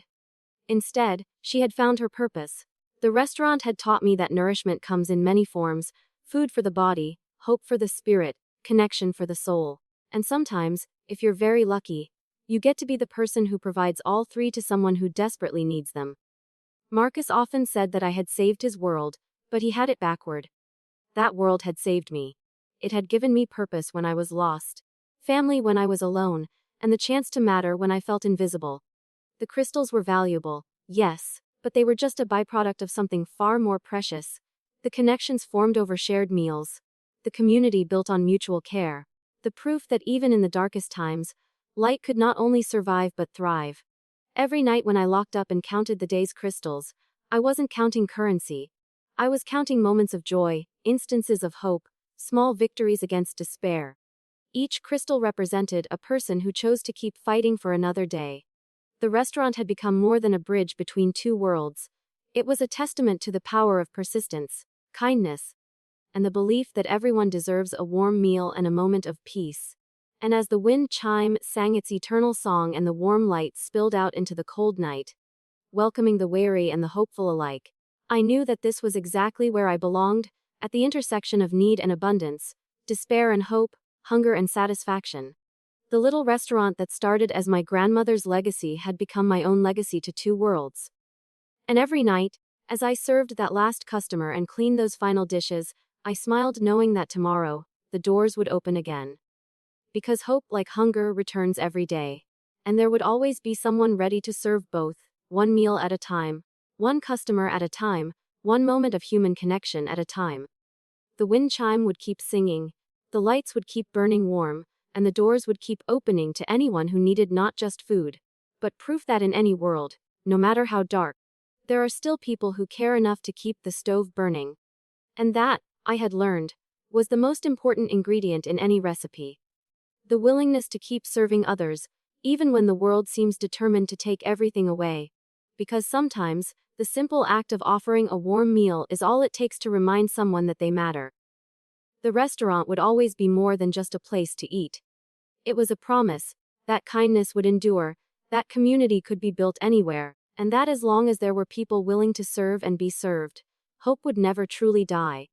And so the story continued, night after night, meal after meal, one bowl of hope at a time. The fairy restaurant owner had found her fairy tale ending, not in magic or miracles, but in the simple, powerful act of caring for others. The wind chime sang on, its melody a constant reminder that some things transcend worlds, dimensions, and circumstances. Love, kindness, the basic human need to nurture and be nurtured. These were the true constants in any universe. As the years passed and the restaurant became the stuff of legend in both worlds, I never forgot that first desperate night, when a scared girl had pushed open a door and found not just shelter, but her calling.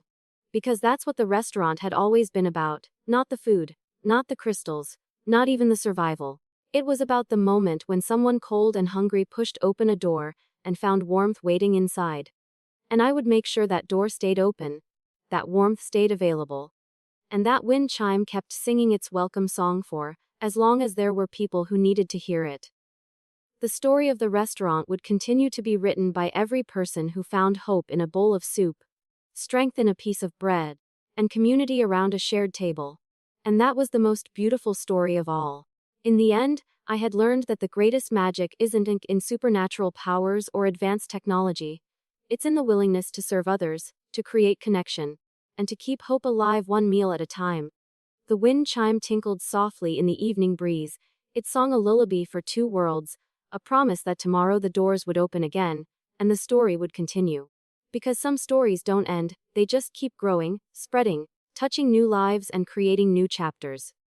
And this was one of those stories, eternal as hunger, endless as hope, and as constant as the need for human connection. The small restaurant that had saved one desperate girl had become a beacon for two entire worlds. And the girl who had thought she had nothing left to lose had discovered that she had everything to give. The greatest recipe of all, it turned out, wasn't written in any cookbook.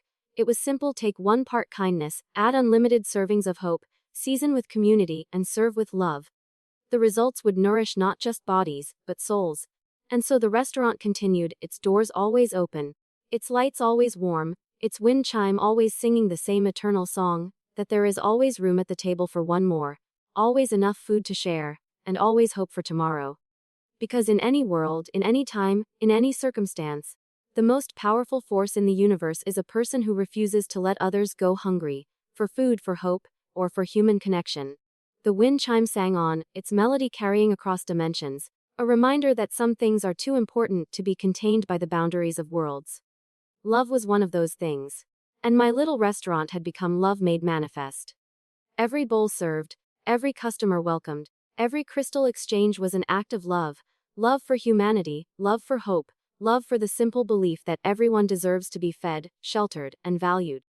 And as long as that love continued to flow through the warm light spilling from my restaurant windows, through the gentle song of the wind chime, and through the hands that prepared each meal with care, the story would never truly end. It would just continue to grow, one customer at a time, one meal at a time, one moment of human kindness at a time.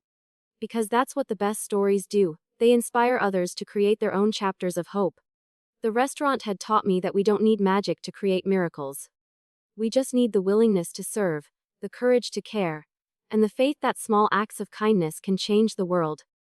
And every night, as I served the last customer and the wind chime sang its gentle song in the darkness, I knew that tomorrow would bring new opportunities to create those small miracles.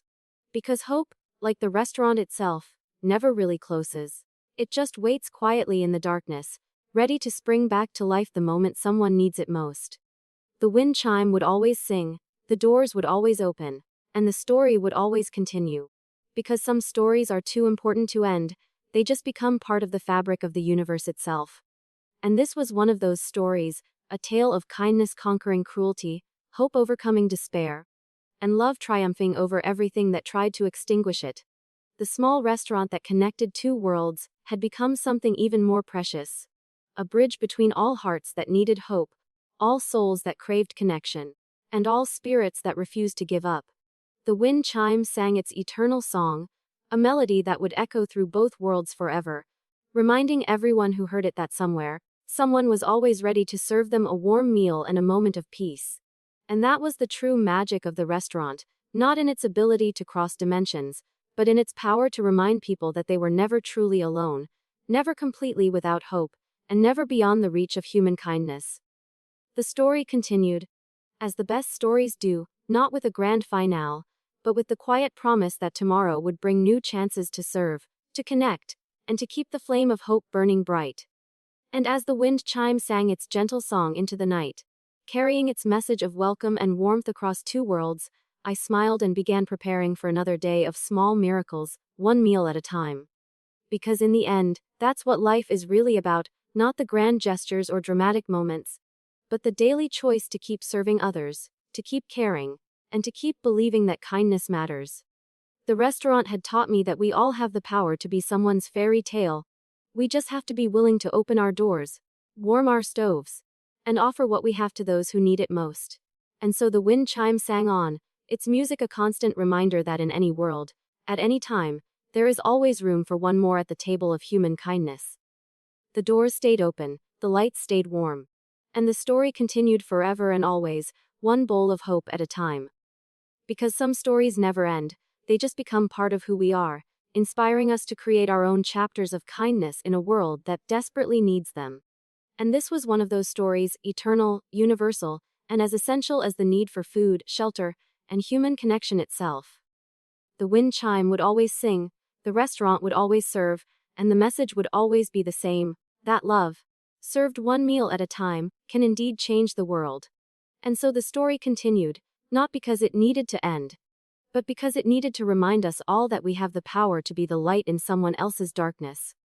The restaurant was just the beginning. The real magic happened every time someone chose kindness over indifference, hope over despair, connection over isolation.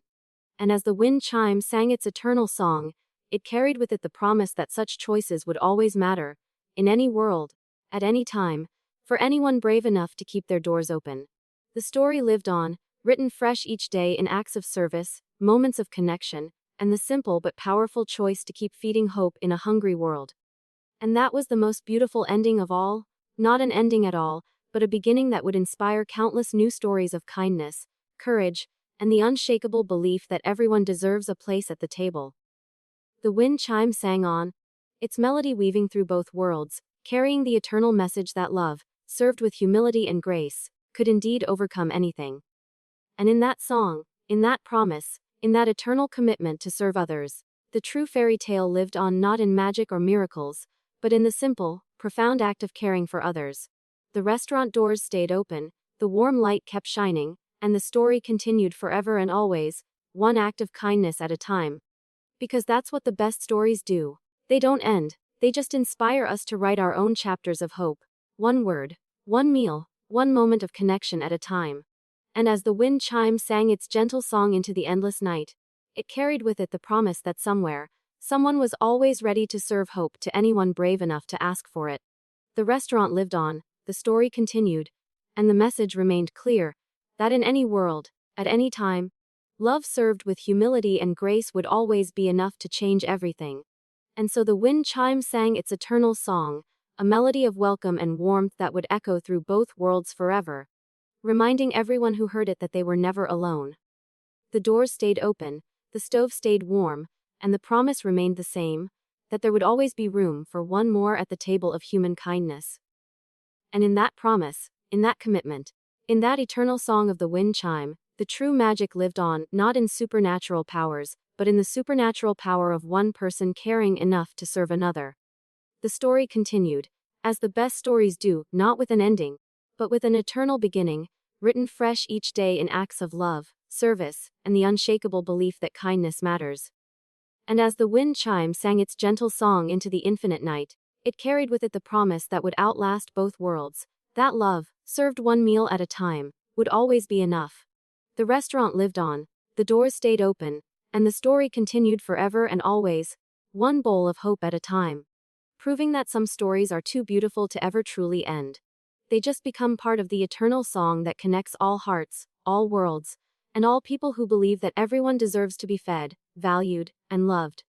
And in that song, in that belief, in that eternal commitment to serve others, the true fairy tale lived on, not in magic, but in the everyday miracle of human kindness. The wind chime sang on, its melody a constant reminder that some things are too precious to be contained by the boundaries of time, space, or circumstance. Love was one of those things. Hope was another. And the simple act of serving others with grace and humility was perhaps the most precious of all. The restaurant doors stayed open, the warm light continued to shine, and the story lived on, eternal, beautiful, and as essential as breath itself. Because in the end, that's what makes a story truly magical, not the supernatural elements, but the supernatural power of ordinary people choosing to do extraordinary things for each other. And as the wind chime sang its eternal song, carrying its message of hope across both worlds, the restaurant continued its quiet mission, proving that love, served one meal at a time, could indeed change everything. The story lived on, the doors stayed open, and the promise remained the same, that somewhere, someone was always ready to serve hope to anyone who needed it. And in that promise, in that service, in that eternal song of welcome, the true magic continued, not ending, but beginning anew each day with every act of kindness. The wind chime sang on, its melody weaving through both worlds, carrying the eternal message that would outlast everything else, that love, served with humility and grace, was the most powerful force in any universe. And so the restaurant continued, the story lived on, and the song played forever, a melody of hope that would echo through eternity, reminding all who heard it that they were never alone. The doors stayed open, the lights stayed warm, and the wind chime sang its eternal song forever and always, one note of hope at a time. Because some songs are too beautiful to ever truly end, they just become part of the eternal symphony that connects all hearts across all worlds. And this was one of those songs, eternal, universal, and as constant as the need for food, hope, and human connection itself. The restaurant lived on, the story continued, and the wind chime sang its gentle song into the endless night, carrying with it the promise that would outlast everything. That love matters, kindness endures, and there is always room for one more. And in that promise, the true fairy tale lived forever, not in magic or miracles, but in the simple, profound truth that we all have the power to be someone's light in the darkness. The wind chime sang on, its melody a constant reminder that some stories never end, they just inspire us to write our own chapters of hope, one act of kindness at a time. And so the restaurant doors stayed open, the warm light continued to shine, and the eternal song played on forever and always, proving that love served with humility could indeed change the world. The story lived on, beautiful and eternal, carried forward by every person who chose kindness over cruelty, hope over despair, and connection over isolation. And as the wind chime sang its gentle song into the infinite night, it carried with it the promise that such choices would always matter, in any world, at any time. The restaurant continued its quiet mission. The doors stayed open, and the story lived on, eternal testimony to the power of ordinary people, doing extraordinary things for each other. And in that testimony, in that service, in that eternal song of the wind chime, the true magic lived forever, not in supernatural powers, but in the supernatural power of human kindness. The story continued, as the best stories do, not with an ending, but with an eternal beginning, written fresh each day in every act of love and service. And as the wind chime sang its eternal song, it carried with it the message that would outlast both worlds, that everyone matters, everyone deserves kindness. And there is always enough love to go around. The restaurant doors stayed open, the lights burned warm, and the promise remained the same, that somewhere, someone was always ready to serve hope to anyone brave enough to ask for it. And in that promise, in that eternal commitment to serve others, the true fairy tale lived on, proving that the most powerful magic of all is simply the willingness to care. The wind chime sang its gentle song into the endless night, its melody a constant reminder that love, served one meal at a time, could indeed overcome anything.